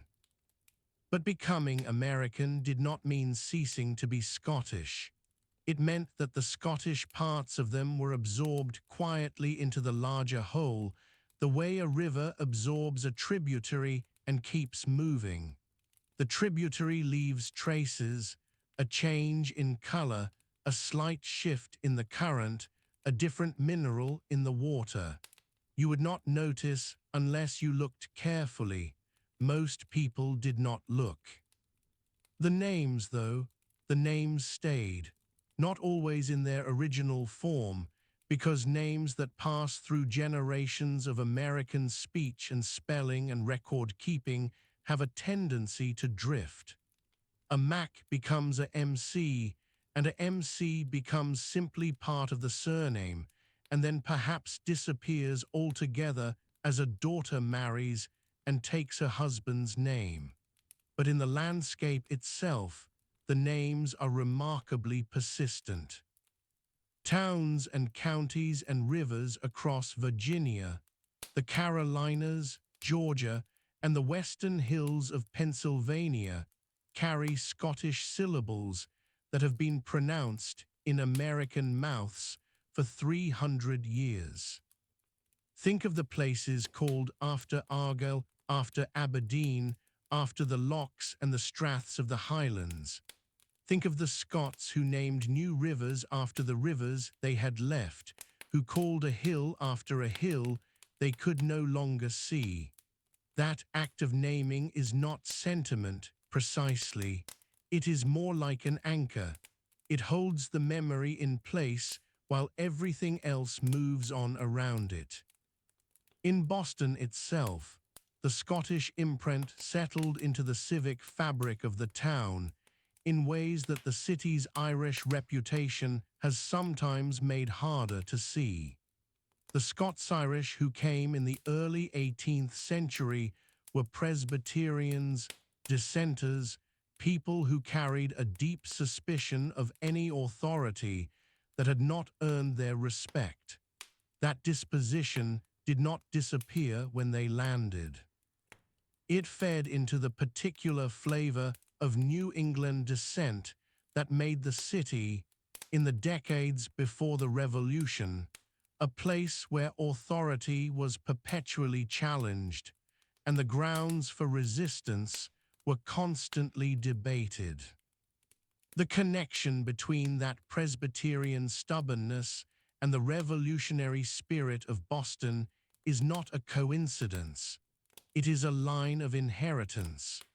The men and women who had crossed the Atlantic with their faith in their own judgment were already practiced at the thing that the revolution would require. They had already decided, a generation or two before anyone called it independence, that deference was earned and not owed. Beyond Boston, the Scots-Irish spread into the Appalachian uplands and the backcountry south in numbers that made them, in some regions, the dominant cultural force of the colonial frontier. Historians of that period have described them as among the most militantly independent people in pre-revolutionary America, people whose experience of landlords and tithes and broken promises in Scotland and Ulster had given them a particular sensitivity to the feel of being managed from a distance. What this means on the quiet side of that history is that millions of Americans whose families have been here since before the Republic was founded are carrying something Scottish in them without the faintest idea that they are. The family in the Carolina Hills who has been there since the 1750s, the descendants of the man who cleared the land and built the first cabin and lived and died in a hollow that still bears his name, They may have no particular story of Scotland in their family memory. And yet Scotland is in their family if you go back far enough. That is what the phrase secretly Scottish actually means. Not a conspiracy, not a hidden pride, simply the ordinary erosion of memory that happens when a culture is absorbed successfully into a larger one. The absorption was successful. The Scots became Americans so thoroughly that most of their descendants stopped thinking of themselves as anything else. And yet the root is there, in the blood and the names and the landscape, patient and permanent. There is something peaceful in that thought if you let yourself rest in it. The idea that heritage does not require an audience, that a thing can persist and nourish without being performed or declared. The Scottish settlers who came to this country in the 18th century were not, in the main, people given to display. They were practical, often stern, inclined to keep their own counsel. It would not surprise them to know that their great-grandchildren forgot they were Scottish. It might even please them, as evidence that the family had settled in properly and got on with things. The census figure of roughly 5 million people who do claim Scottish ancestry is itself not a small number.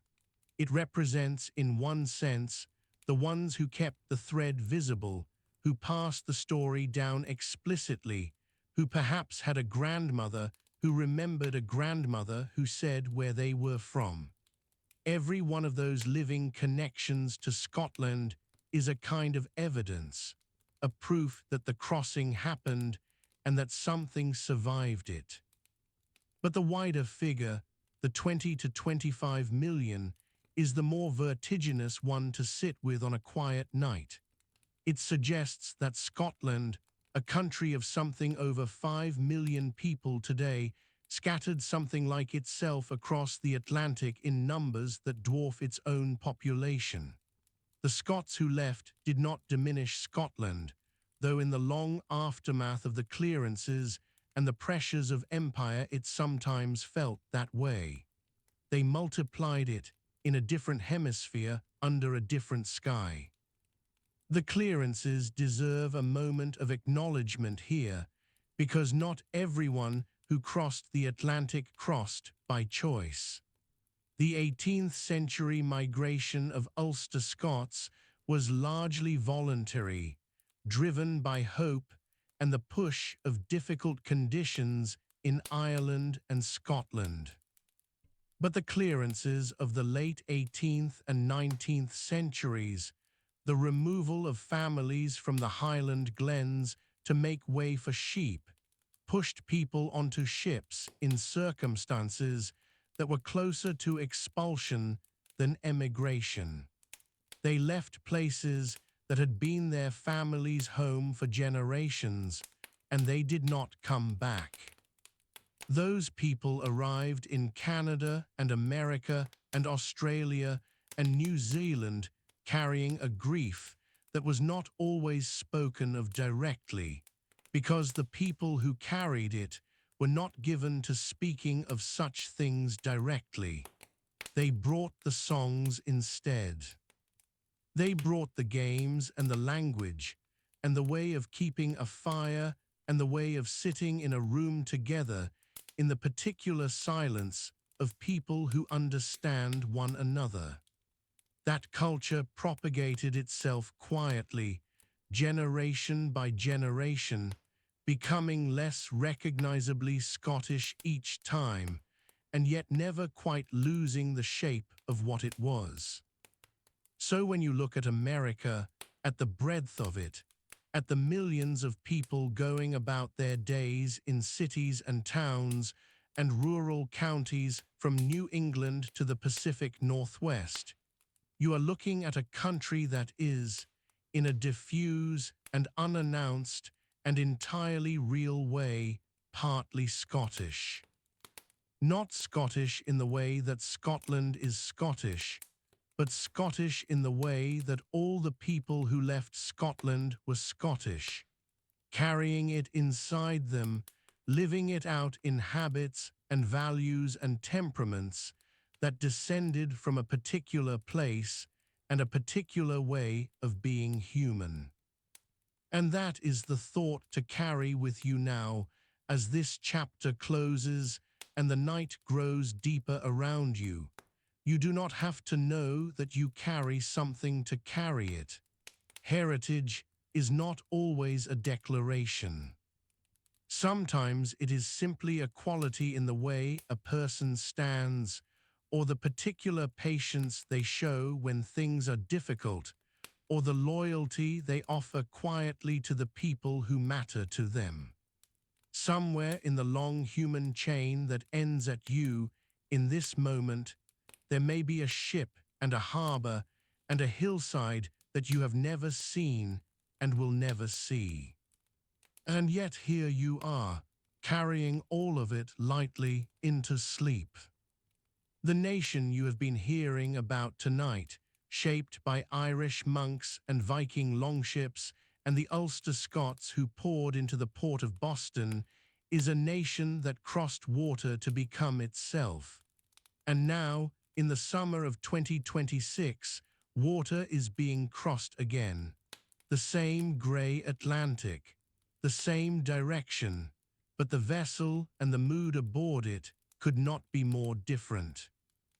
This week, Scottish supporters made that crossing in celebration. They came on aeroplanes that carried them over the ocean in a matter of hours, the long, cold miles of water folded beneath them in darkness.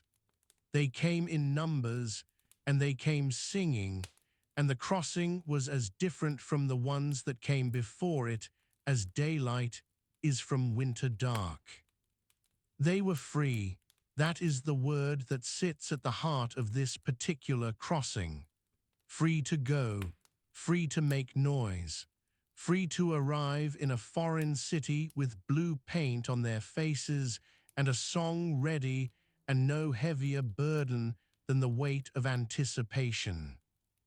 But the ocean they crossed has seen another kind of crossing, and it is worth holding both in the mind at once, not to diminish the joy of the present one, but to understand it more fully. The Highland clearances ran roughly from the middle of the 18th century to the middle of the 19th. They were the result of a shift in how the land of the Scottish Highlands was valued and by whom. Landlords discovered that sheep, grazing vast upland glens, returned a greater profit than the families of crofters who had farmed those same glens for generations. The families were cleared. The sheep took their place. The word cleared has a tidiness to it that the reality did not have. Historians record the burning of thatch, the pulling down of walls, families left on roadsides in autumn rain with whatever they could carry.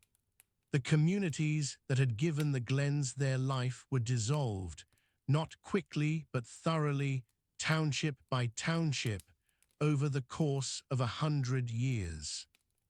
Where did they go? Many went to the coast first, onto strips of poor land beside the sea where kelp harvesting and fishing offered a difficult livelihood. Many went further. The emigrant ships were waiting. The ships that took the displaced Highlanders across the Atlantic were not built for the comfort of the people they carried. Below decks, space was measured in inches. Crossings took weeks. Disease moved through the dark holds with the passengers. The Atlantic in winter was not a forgiving ocean, and the records of those crossings make plain what they cost. Historians note that after the American Revolution, the great majority of Highland emigrants were bound not for Boston but for Canada. Nova Scotia, Cape Breton, Prince Edward Island, Upper Canada. These were the destinations of the clearance ships. They crossed the same grey water that lies beneath the flight paths of today, and they crossed it in silence, with very little, looking back at a coastline that was shrinking behind them and would not be seen again. The language they carried was Gaelic. The records show that in some of the Canadian settlements they reached, the Gaelic survived long after it had faded from the glens they had left.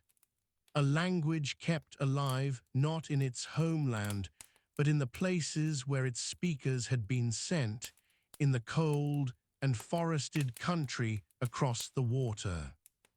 Two crossings of the same ocean then, one made in grief and compulsion, the people aboard it carrying nothing but the memory of what they had lost. One made in joy and freedom, the people aboard it carrying nothing but the anticipation of what lay ahead. The Atlantic does not distinguish between them. It receives them all the same. There is something in that which is worth sitting with quietly. The ocean has no memory, or if it does, the memory is too vast and too old for any single human journey to settle in it for long. The water simply moves, as it has always moved, westward and then back again, carrying whoever places themselves upon it. The clearance ships and the charter flights share more than a direction of travel. They share the same longing, though it points in opposite ways. The families on the emigrant ships longed for what they were leaving. The supporters on the aeroplanes longed for what they were approaching. Both crossings were made with the whole heart in the direction that history had pointed them. And there is this, too.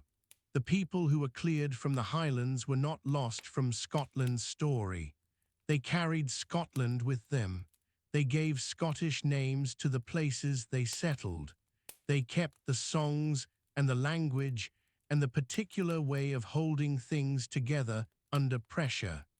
They became part of the enormous family of Scots abroad, the diaspora that today numbers many times the population of Scotland itself. Some of those families eventually found their way to the cities of the American eastern seaboard. The descendants of the clearance emigrants moved through the generations, marrying into other communities, building new lives in new places. The history of Scotland and Boston that this long night has been tracing runs partly through them, through the blood and the names and the stubborn persistence of identity across water. When a Scottish supporter walks into a Boston street tonight, they walk among people who may carry that inheritance without knowing it. A face that echoes a Highland glen, a surname that belongs to a cleared township. History does not announce itself in those moments. It simply moves quietly beneath the surface as the tide moves beneath the harbor, present and unhurried. The short film that many of you may have found your way here through said it plainly. Same ocean, two very different crossings. That is the truth of it. But there is a completion in the contrast that takes longer than a short film to feel. It takes a quiet room and a slow hour and the willingness to let 2 centuries of history settle side by side. Tonight you have that room. Tonight you have that hour. The noise of the crossing, the singing and the flags and the extraordinary distance covered to be here can rest now.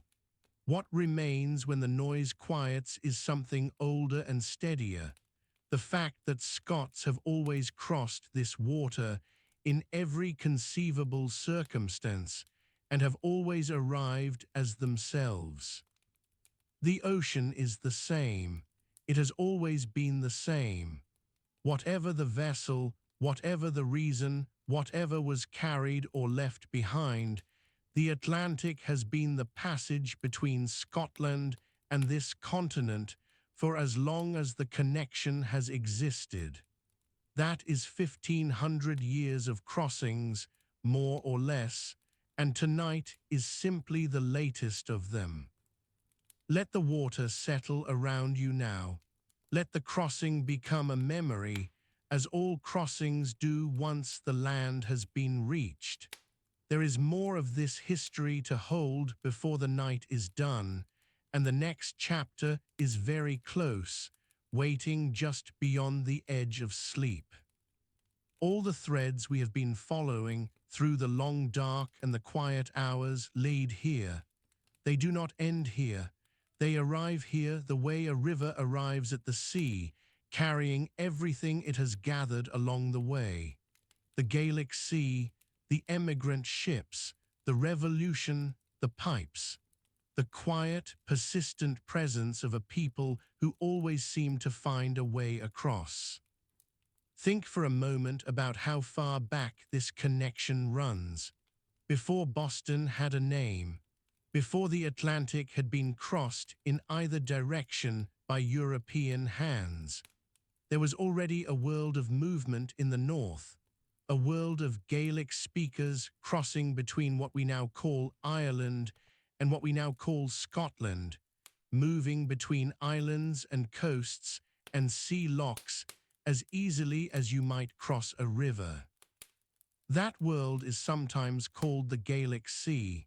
It was not divided by national borders because the nations as we know them did not yet exist.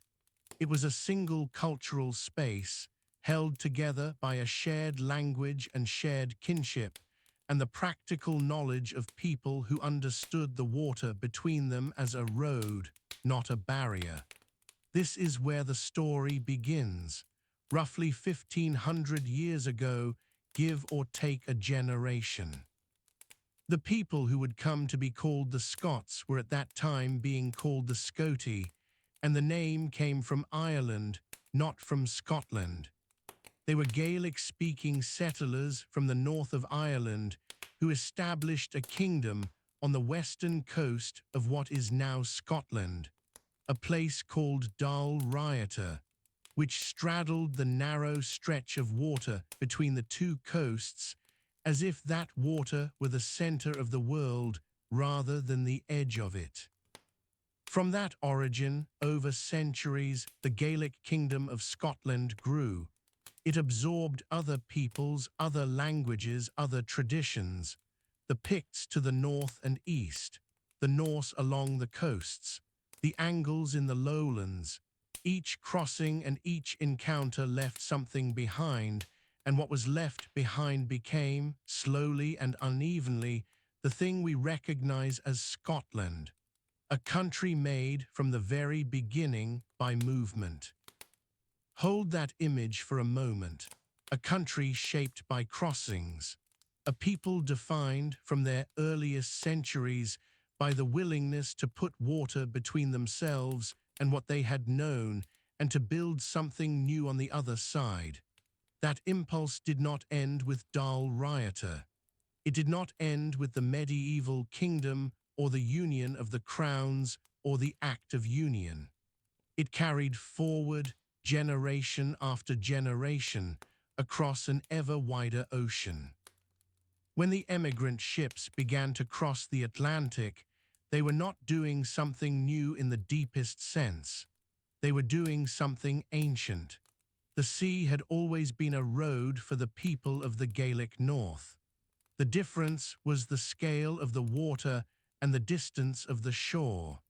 But the impulse was the same one that had brought the Scoti across the narrow sea to Dal Raiata all those centuries before. The Ulster-Scots who made their way to New England in the 18th century carried that inheritance without knowing its name. They were Presbyterians, most of them, shaped by the Scottish Reformation and the plantation of Ulster, practical and resilient and deeply suspicious of those who held power over them. They had already crossed once, from Scotland to Ireland. The crossing to America was, in a sense, their third country. They settled in New England and moved inland and became, over time, an indistinguishable part of the fabric of American life. Their names are threaded through the history of Boston and its hinterland, in the congregations and the town meetings and the roles of the militias that would, eventually, become something more than militias. The Revolution was not only their work, but their presence was felt throughout it. Those who came after the clearances brought a different grief. They had not chosen to go. The land that their families had worked for generations had been taken from them, quietly and then not so quietly, in the long transformation of the Highland estates in the 18th and 19th centuries. They came to the ports and the ships with what they could carry, which was often very little, and they crossed the Atlantic because there was nothing left to stay for. They arrived in a country that was already, in many places, partly Scottish in character. The language was not their own, the climate was not their own, but the stubbornness and the patience and the particular way of building something careful and lasting from limited materials, those were their own, and they persisted. That is, in the end, the word for it. They persisted. The pipes came with them. We have already spoken of the Irish pipers who carried their music into Boston, and the way that tradition became the soundtrack of a city. But the Highland pipe also made the crossing, in the hands of emigrants who understood it not as a ceremonial object, but as a living thing, something that connected them to a world they had left behind and might never see again. Music travels light. It does not need a ship's hold or a clearance certificate or permission from anyone. It lives in memory and in the muscles of the hands and in the shared knowledge of a community that knows the same tunes. The pipes survived because people refused to let them die on both sides of the water, in communities that held onto the music even when they had let go of almost everything else. Boston became, over the centuries, a place where these strands kept meeting. The Ulster-Scots and the Highland emigrants and the Irish who came in such numbers in the 1840s, all of them, different as they were, carried versions of the same ancient Gaelic inheritance. They did not always recognize it in each other. They did not always get along, but they were, in the long view of things, parts of the same story. That long view is what this night has been about. Not the moment, but the thread. Not the event, but the pattern that connects the events. From a narrow sea in the early centuries of the Christian era to the wide Atlantic of the emigrant ships, to the Boston that greeted those ships and absorbed those people and was changed by them in ways that are still visible if you know where to look. The names are still there, in the older neighborhoods and the churchyards and the records of the congregations that have been meeting in the same buildings for 200 or 300 years. The music is still there, in the competitions and the sessions and the communities that have kept the tradition alive across generations. The inheritance is still there, quieter now than it once was, but present. What the short promised you before this night began was the full story.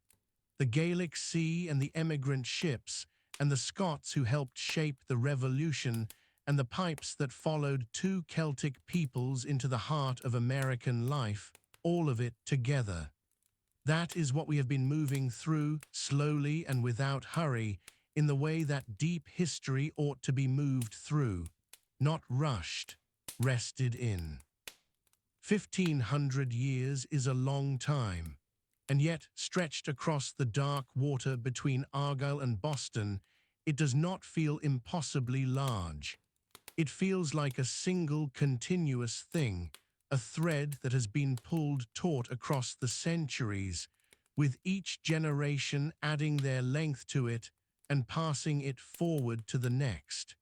You are holding that thread now in the quiet hours as it has been held by many people before you. There is something very old in the human impulse to cross water and build a life on the other side. It is older than recorded history. It is older than the names we have given to the places on either shore. But in the particular story of Scotland and America, and of Scotland and this city on the Massachusetts coast, that impulse has left an unusually clear and traceable mark. It is a mark made not by conquerors or single dramatic events, but by the accumulated weight of ordinary crossings, of men and women who boarded ships and arrived in an unfamiliar place and quietly got on with things, who kept their music and their faith and their way of speaking even as they became something new, who left something of themselves in the streets and the soil of a city that is, in its own way, partly theirs. Let that thought carry you now as the night deepens and the long history settles around you like a blanket. Somewhere out in the dark, the Atlantic is still there, still connecting the same two shores it has always connected. The water has not changed. The distance has not changed. Only the names on the ships are different. Tomorrow brings the last chapters of this journey, but for now there is only the quiet and the water and the long, patient thread of the crossing. Rest here a little while. And so, after 1,500 years of crossings, after all the monks and merchants and emigrants and soldiers and pipers who made this journey before them, the latest wave of Scots arrived on American soil. They did not arrive quietly, and no one who knows them well would have expected them to. They came singing, which is perhaps the most fitting thing imaginable, and for a few extraordinary days in the summer of 2026, they filled this city with something it has not quite seen before. The Tartan Army. The name belongs to them, and they wear it with a warmth and self-awareness that makes it something more than a nickname. They are not a hooligan force. They are not a grim-faced regiment of partisan noise.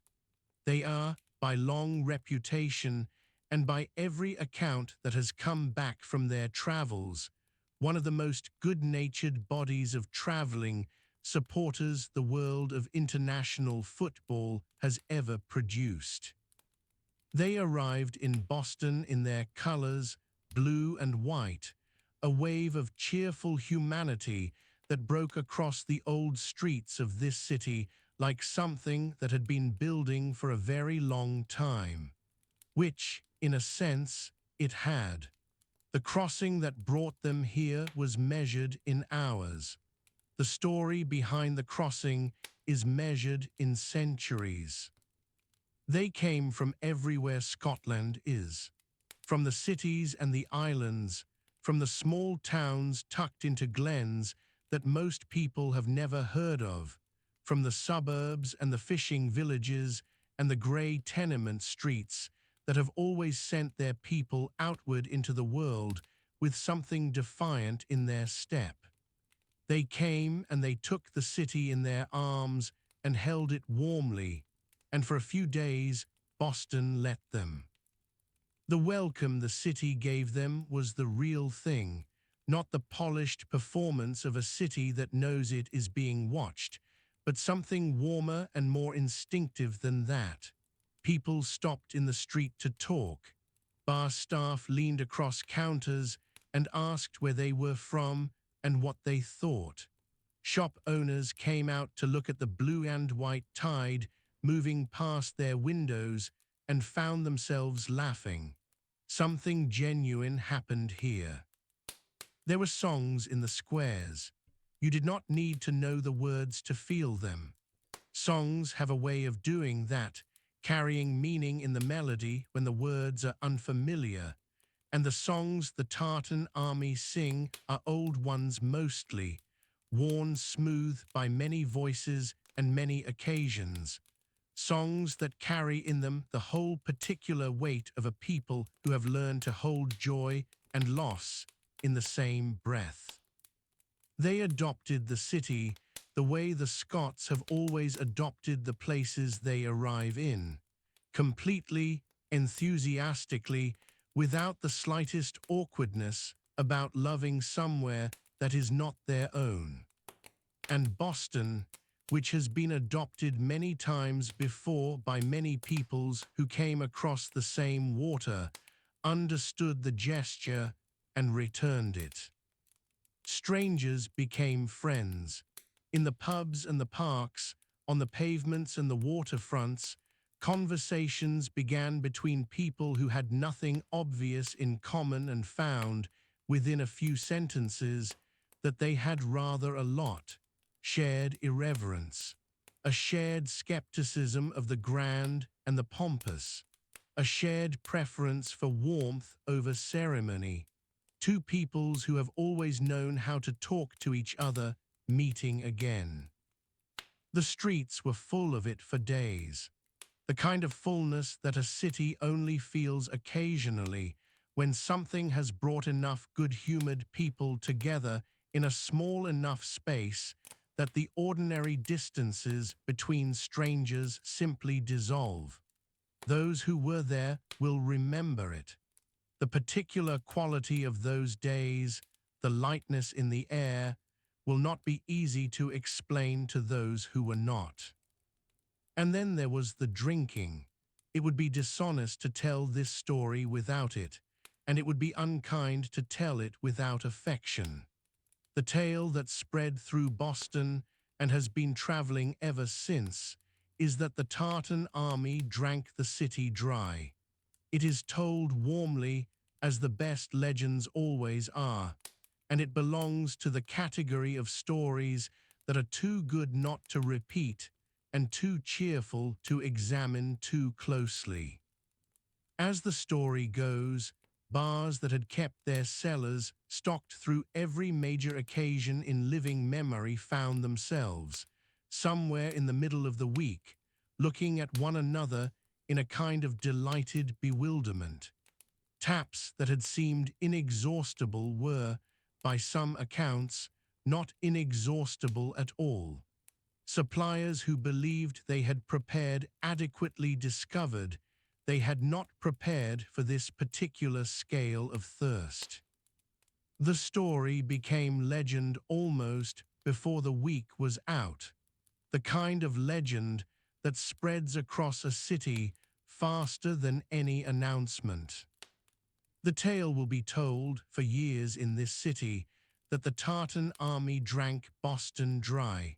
It will be told with a smile, in the way that only certain legends are told, the kind of legends that make everyone involved look good in the retelling. The landlords who ran short will dine on this story.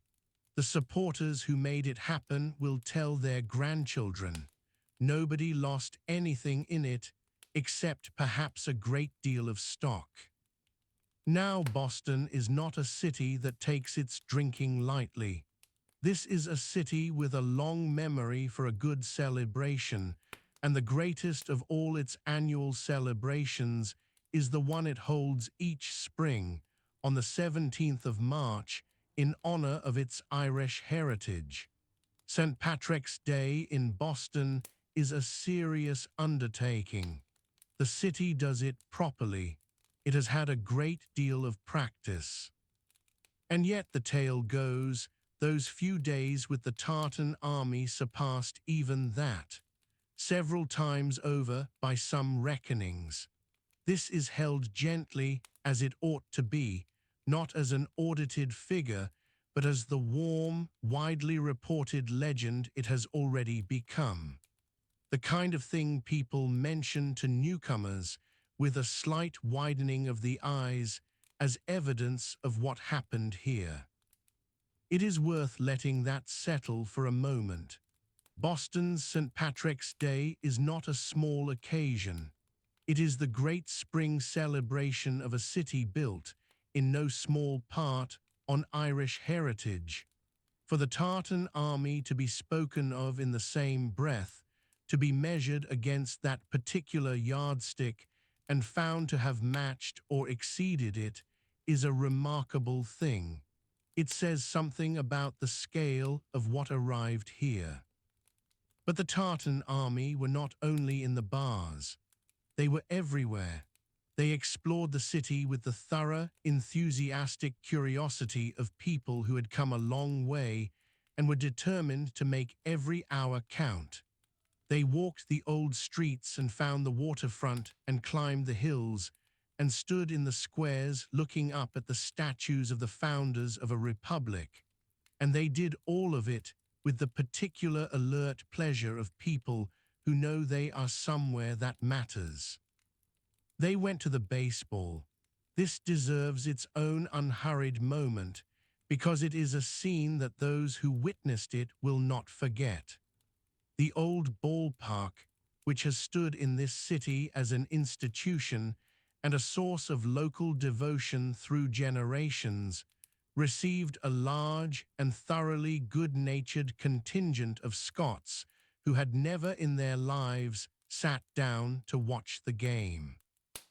They arrived in the old ballpark with the good faith of people who have never been afraid to enter unfamiliar territory, and they settled into their seats and looked out at the diamond and the infield and the outfield and the whole elaborate geography of the sport, and most of them had not the faintest idea what they were about to watch. This did not trouble them in the slightest. The city's baseball team took the field, and the Tartan Army watched. And as Scots will do when they find themselves in unfamiliar sporting territory, they began to ask questions, and the people around them, who had grown up inside the rhythms of this game and could no more imagine not understanding it than not understanding gravity, found themselves in the unexpected and entirely enjoyable position of explaining baseball to the Tartan Army. It went well, of course it went well. The Scots were good students, as they usually are when something genuinely interests them, and they were interested in everything. They cheered when the crowd cheered, sometimes half a beat behind, occasionally at something that turned out not to require cheering, and nobody minded. Between innings they sang, because that is what they do, and the home crowd, which has its own long tradition of singing at the ballpark, recognized the impulse even if not the words. There was laughter, the good kind, the kind that passes between people who have recognized something in each other that they did not expect to find. Two sporting cultures, each with its own elaborate customs and its own deep wells of devotion, meeting across the popcorn and the unfamiliar rules, and finding that the shape of the thing, the loyalty, the hope, the willingness to be moved by the outcome of a game, was something they had entirely in common. The old ballpark held them both, the home crowd and the visitors, in blue, and the afternoon was long and warm, and the kind of afternoon that enters the collective memory of a place without needing to be recorded officially. Those who were there will tell their children that the Tartan Army came to the old ballpark and sang between the innings. This is true. It happened, and it was, by all accounts, rather wonderful. There is one more thing, a detail that has already become the story people reach for first when they try to explain what made these few days different. The thing that, when it is told to someone who was not there, produces first a look of disbelief and then a look of pure pleasure. The cone. To understand the cone, you need to know a little about Glasgow. Glasgow is Scotland's largest city, a city of tremendous energy and considerable self-knowledge, a city that has always known what it thinks of itself and has been largely unbothered about whether anyone else agrees. Glasgow does not do reverence particularly well. What it does extremely well is the joke that lands perfectly, the irreverence that manages to be affectionate at the same time. In Glasgow, outside the Gallery of Modern Art in the heart of the city, there stands an equestrian statue. It was cast in bronze in the 1840s, a mounted figure of the Duke of Wellington, the great commander and statesman, serious and upright on his horse, as befits a man of his standing. Since roughly the 1980s, Glaswegians have been placing an orange traffic cone on the Duke's head. Nobody knows exactly when it began or who first thought to do it. This is part of the point. It belongs to no one. It is a collective act, repeated without plan or coordination by people who look up at the statue and see the coneless Duke and feel compelled to correct the omission. The council removes the cone. The people replace it, often before the council's van has turned the corner. In 2013, when the city council proposed raising the height of the plinth specifically to prevent access to the Duke's head, the city answered as only Glasgow can.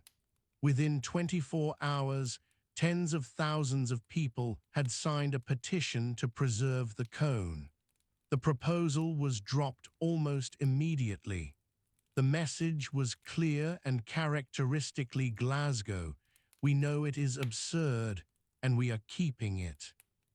The cone is, at this point, an unofficial emblem of a city that refuses to be solemn about its own grandeur.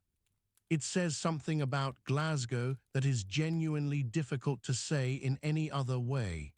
That respect and irreverence can coexist, that a great city can honor its history and gently mock its own statuary at the same time, and that the people who live in it will cheerfully defend their right to do so against anyone who tries to tidy it away. The Tartan Army carries that spirit wherever it goes. They are, in the most affectionate sense, ambassadors of the cone, and in the summer of 2026, they brought it to Boston. One morning, quiet in the early hours before the city was fully awake, something happened in the streets and squares of Boston. Those who were up early enough to witness it will have struggled to explain it at first.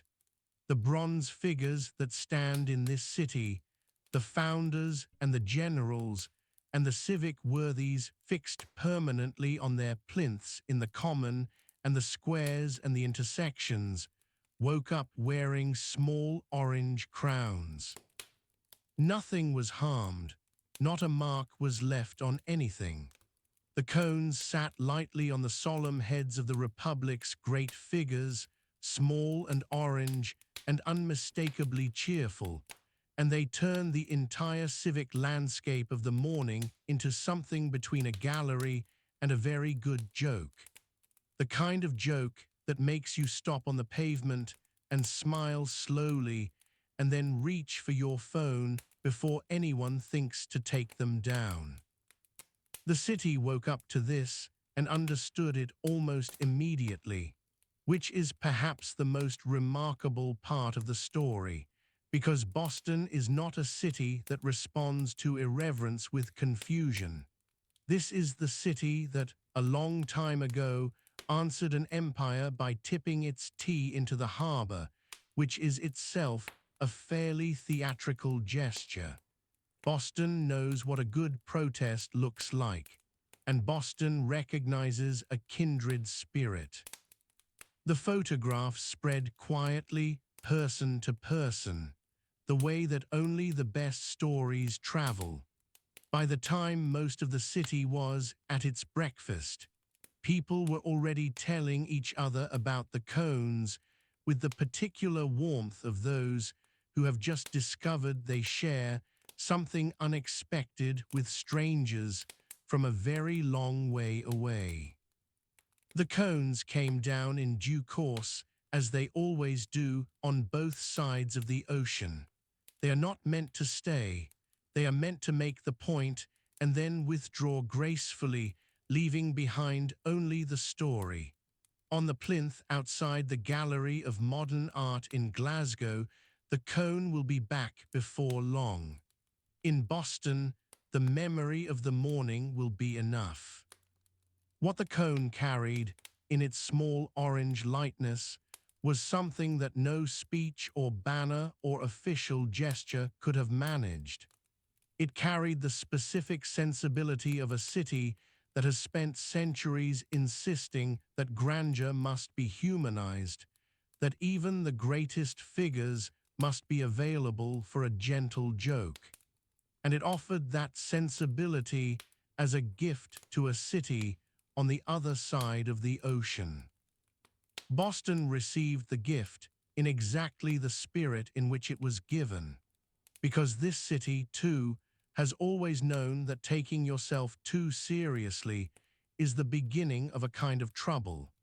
The instinct that tips tea into harbors and argues about liberty in taverns and builds a republic out of a combination of principle and irreverence is not entirely unlike the instinct that puts a cone on a duke. They are different expressions of the same underlying disposition. And so, on that morning, something happened that 1,500 years of crossings had been quietly building toward. The lightest thing that Scotland has ever carried across the Atlantic arrived in the one city that was perfectly placed to receive it. A sense of humor, a refusal to be solemn, a gentle joke shared between two peoples who, it turned out, had been speaking the same language all along, even when they did not know it. Think of everything that has crossed this water in the centuries this night has covered: faith in small boats, grief in emigrant ships, courage in ice and winter, pipes that became the sound of a city's deepest ceremonies, names that outlasted the people who first spoke them, the slow, persistent weight of a people building a new life from the ruins of an old one. All of that crossed the Atlantic and left something permanent in this place. And then, in the summer of 2026, what crossed was an orange traffic cone, the smallest and most cheerful thing in the long inventory, the thing that weighs almost nothing and costs almost nothing and requires no sacrifice at all, only the willingness to be a little ridiculous in public in a spirit of affection. And it was received, on a clear American morning, with more immediate warmth than almost anything that came before it. This is the new bond. It is small and daft and entirely real. The Tartan Army and the people of Boston who smiled at the cones and photographed them and told the story to one another over coffee will carry this with them for the rest of their lives, not as a great historical event, as something better than that, as the kind of thing you mention at the end of an evening when someone asks for a good story. The few days the cones spent in Boston are now part of both cities' folklore. Glasgow's great emblem crossed the Atlantic. Boston got the joke, and everyone on both sides of the ocean was, for that morning, a little gladder than they had been the evening before. History made room for that, which is one of the things that makes it worth the long telling. Of every crossing in this long story, and there have been many, some of them immense and some of them heartbreaking and some of them quietly heroic, this was the lightest, the most purely affectionate, the one that asked nothing of anyone except a willingness to find something funny and share the laughter with a stranger. And it belonged to the 1500-year thread all the same, as legitimately as anything that came before it. So here is the shape of it, held simply in the dark before sleep. Across 15 centuries, Scots carried faith and hardship and labor and music and names and courage across that water, and the place they built here in the New World was shaped by all of it. And then, at the end of all of it, they carried a traffic cone. And Boston, which understood everything that came before, understood that too. The Tartan Army will go home. They are already going, or will be soon, back across the Atlantic with their stories and their photographs, and the particular satisfied tiredness of people who have had a very good time, a very long way from home. They will arrive back in Scotland and be asked how it was, and they will say, "You would not believe it," and they will not be wrong. But before they go, and before this chapter closes, there is something that wants to be said to this city, something genuine and unhurried, in the warm hours after the celebration has drawn quietly to a close, and the streets are softer than they were. Thank you, Boston, from the Tartan Army and from Scotland, and from everyone who has spent this long night tracing the thread between these two places across the centuries. Thank you for opening your city and keeping it open through the whole extraordinary few days of this.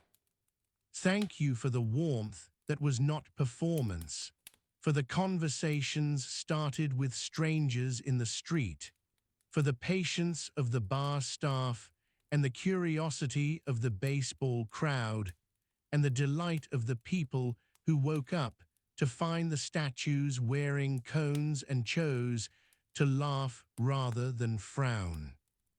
Thank you for receiving the cone in the spirit in which it was sent. That is not a small thing. Cities that can laugh at themselves, that can receive a joke from across the ocean and answer it with genuine warmth rather than polite bewilderment, are rarer than they ought to be. Boston did not have to be that city, but it was, and it is, and the Tartan Army will not forget it. A city earns its reputation over a long time and in many different ways, and Boston has earned its reputation as a city of welcome and of wit and of stubborn good-heartedness many times over. The history in this city is layered deep, and the Scots are woven into it in ways that most people on either side of the ocean never stop to count. But the welcome that was given this week was the simplest and most direct kind, the welcome of people who were genuinely glad you came. So the celebration is over now, or nearly so. The streets are quieter, the cellars are slowly being restocked. The statues stand bareheaded again in the early light, their bronze faces wearing the same expressions they have always worn, though perhaps with something very slightly different in the set of them, as if they too found the whole thing quietly amusing. The city is settling back into itself, which is what cities do after great events, absorbing them slowly, turning them into stories. The thread between Scotland and Boston runs on, as it has always run, patient and undimmed. The Tartan Army added their length to it this summer, which is what every generation of Scots to make this crossing has done, added their length and passed it forward. The length they added is warm and orange and will keep. Let this whole great good-natured chapter close now gently. The celebration is complete. The crossing was made and made in joy. The cone crossed the Atlantic, the city laughed, and something very old between these two places was given a new and delightful verse. Rest in that for a moment, if you can. It deserves a moment's resting in. And so the long thread of this night comes softly to its end, not with a fanfare, not with a grand pronouncement, with something quieter than that, the sense of a story that has found its natural resting place and is content to lie still for a while. You have traveled a considerable distance tonight without leaving this room. From the earliest Gaelic crossings on a narrow sea to the emigrant ships and the people who boarded them in grief and arrived in hope, to the revolution and the pipes and the slow, persistent weaving of Scotland into the life of an American city. And then, at the end of all of it, a traffic cone. That cone is worth one last gentle thought before the night closes entirely, because in its small orange way, it said something that 1,500 years of crossings had been building toward, that the connection between Scotland and Boston is not only solemn, not only shaped by hardship and sacrifice and the long patient wait of history, it is also funny, genuinely, warmly, irreverently funny, and that, too, is a kind of love. The cone will be back on the Duke's Head in Glasgow before long, you can be certain of that. The council will remove it, and the people will replace it, as they always do, because that is the arrangement, and everyone involved understands it perfectly. And somewhere in Boston, someone will look at the photograph they took on that quiet morning and smile to themselves and think, that actually happened. The Tartan Army went home carrying that story, and Boston kept its own copy. Two cities, an ocean apart, sharing a joke that belongs to both of them now. That is not a small thing. In 1,500 years of crossings, it may be the most portable gift Scotland has ever sent, and the most quickly and completely received. What remains when the noise has settled and the streets have quieted, and the last of the blue and white has made its way back across the Atlantic, is not emptiness. It is the particular warmth that good company leaves behind in a place. A trace, a memory that sits in the walls and the stones and the faces of people who were there. Boston has that warmth tonight, and Scotland is carrying some of Boston's warmth home. This is what 1,500 years of crossings amounts to in the end, not monuments and not treaties and not the formal record of official history. It amounts to the accumulated warmth of people finding each other across the water and being glad of it. Every generation that made the crossing added something to that warmth. The Tartan Army added their portion this summer, and it was, by any measure, a generous one. The story is not finished. Stories like this are never finished. The thread runs on, into generations not yet born, into crossings not yet made, into mornings not yet arrived at. But this chapter of it, the summer of 2026, and the blue wave that came ashore in Boston singing, is complete, and it is a good one to have lived through and a good one to have told. Scotland and Boston will know each other across the water, as they have always done, with the particular knowledge of places bound by a long shared history that neither of them has ever fully mapped or exhausted. The connection is older than either city as we know it, and it will outlast whatever comes next. That is the nature of connections built from the deep materials of the human story. Let all of it settle now. The monks and the emigrants and the pipers and the cone. Let them find their places in the dark, quietly, without drama. They have done their work tonight. They have made the case across 15 centuries and in every register from the solemn to the gloriously absurd that Scotland and Boston are old friends. The case does not need to be made again tonight. And now, before the very last words of this night, a genuine and unhurried thank you, not to a city this time, but to you, the person in this room at this hour who chose to spend the last of their waking hours with a story like this. That is a generous thing to do.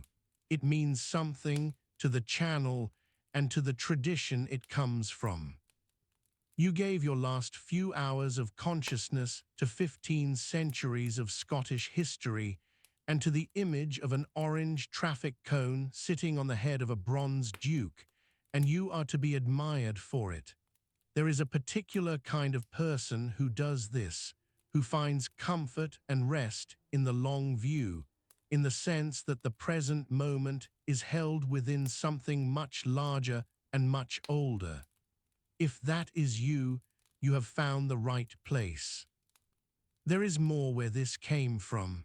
More calm Scottish history waiting in the dark. More crossings to trace and connections to follow. More nights like this one, where the deep and patient thread of a small northern country turns out to reach much further than you might have imagined. The channel will be here whenever the nights are long, and the mind is ready to be carried somewhere quiet and old and good. A gentle mention before the last words. If the imagery of tonight's journey has spoken to you, the Tartan Lullaby art store on Etsy holds something of the same world in visual form. Prints of the Scottish landscapes and seascapes and the quiet light of the northern shore that moves through stories like this one. And on Pinterest, more of that world is gathered for anyone who wants to wander through it at their own pace.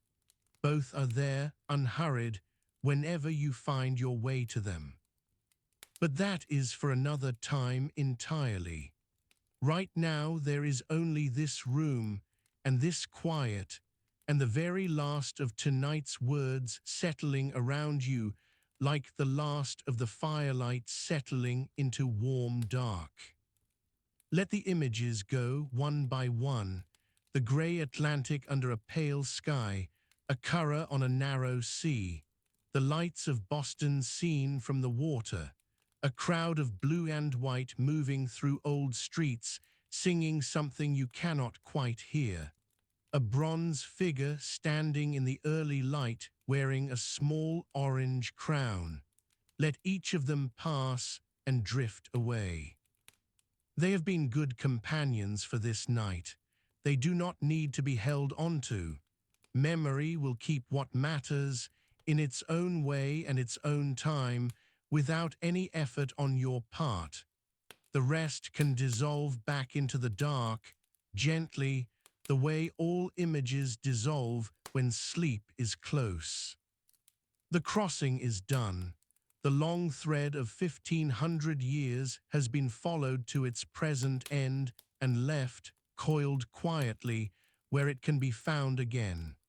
Scotland is keeping its watch from the other side of the water, as it always has. The Atlantic is wide and dark and doing what oceans do, which is to say, connecting everything while appearing to separate it. Your breathing has already found its own slow rhythm if you have been following this far. Let it deepen now, let it carry you the last small distance into sleep. You do not need to do anything. You have not needed to do anything all night. The story has done the work. The quiet is doing the rest. Sleep now, let the long thread lie still. Let Scotland and Boston and the Cone and the Pipes and the emigrant ships and the old Gaelic sea all rest together in the same comfortable dark. 1,500 years of crossings, every one of them bringing someone safely to shore. And tonight, that someone is you. The night is holding you. Let go of the rest. That's where we'll leave it for tonight. The story is finished, but the night isn't, so let this play on as long as it helps. If Tartan Lullaby has been good company, you're welcome to subscribe so the next story finds you. There's no rush.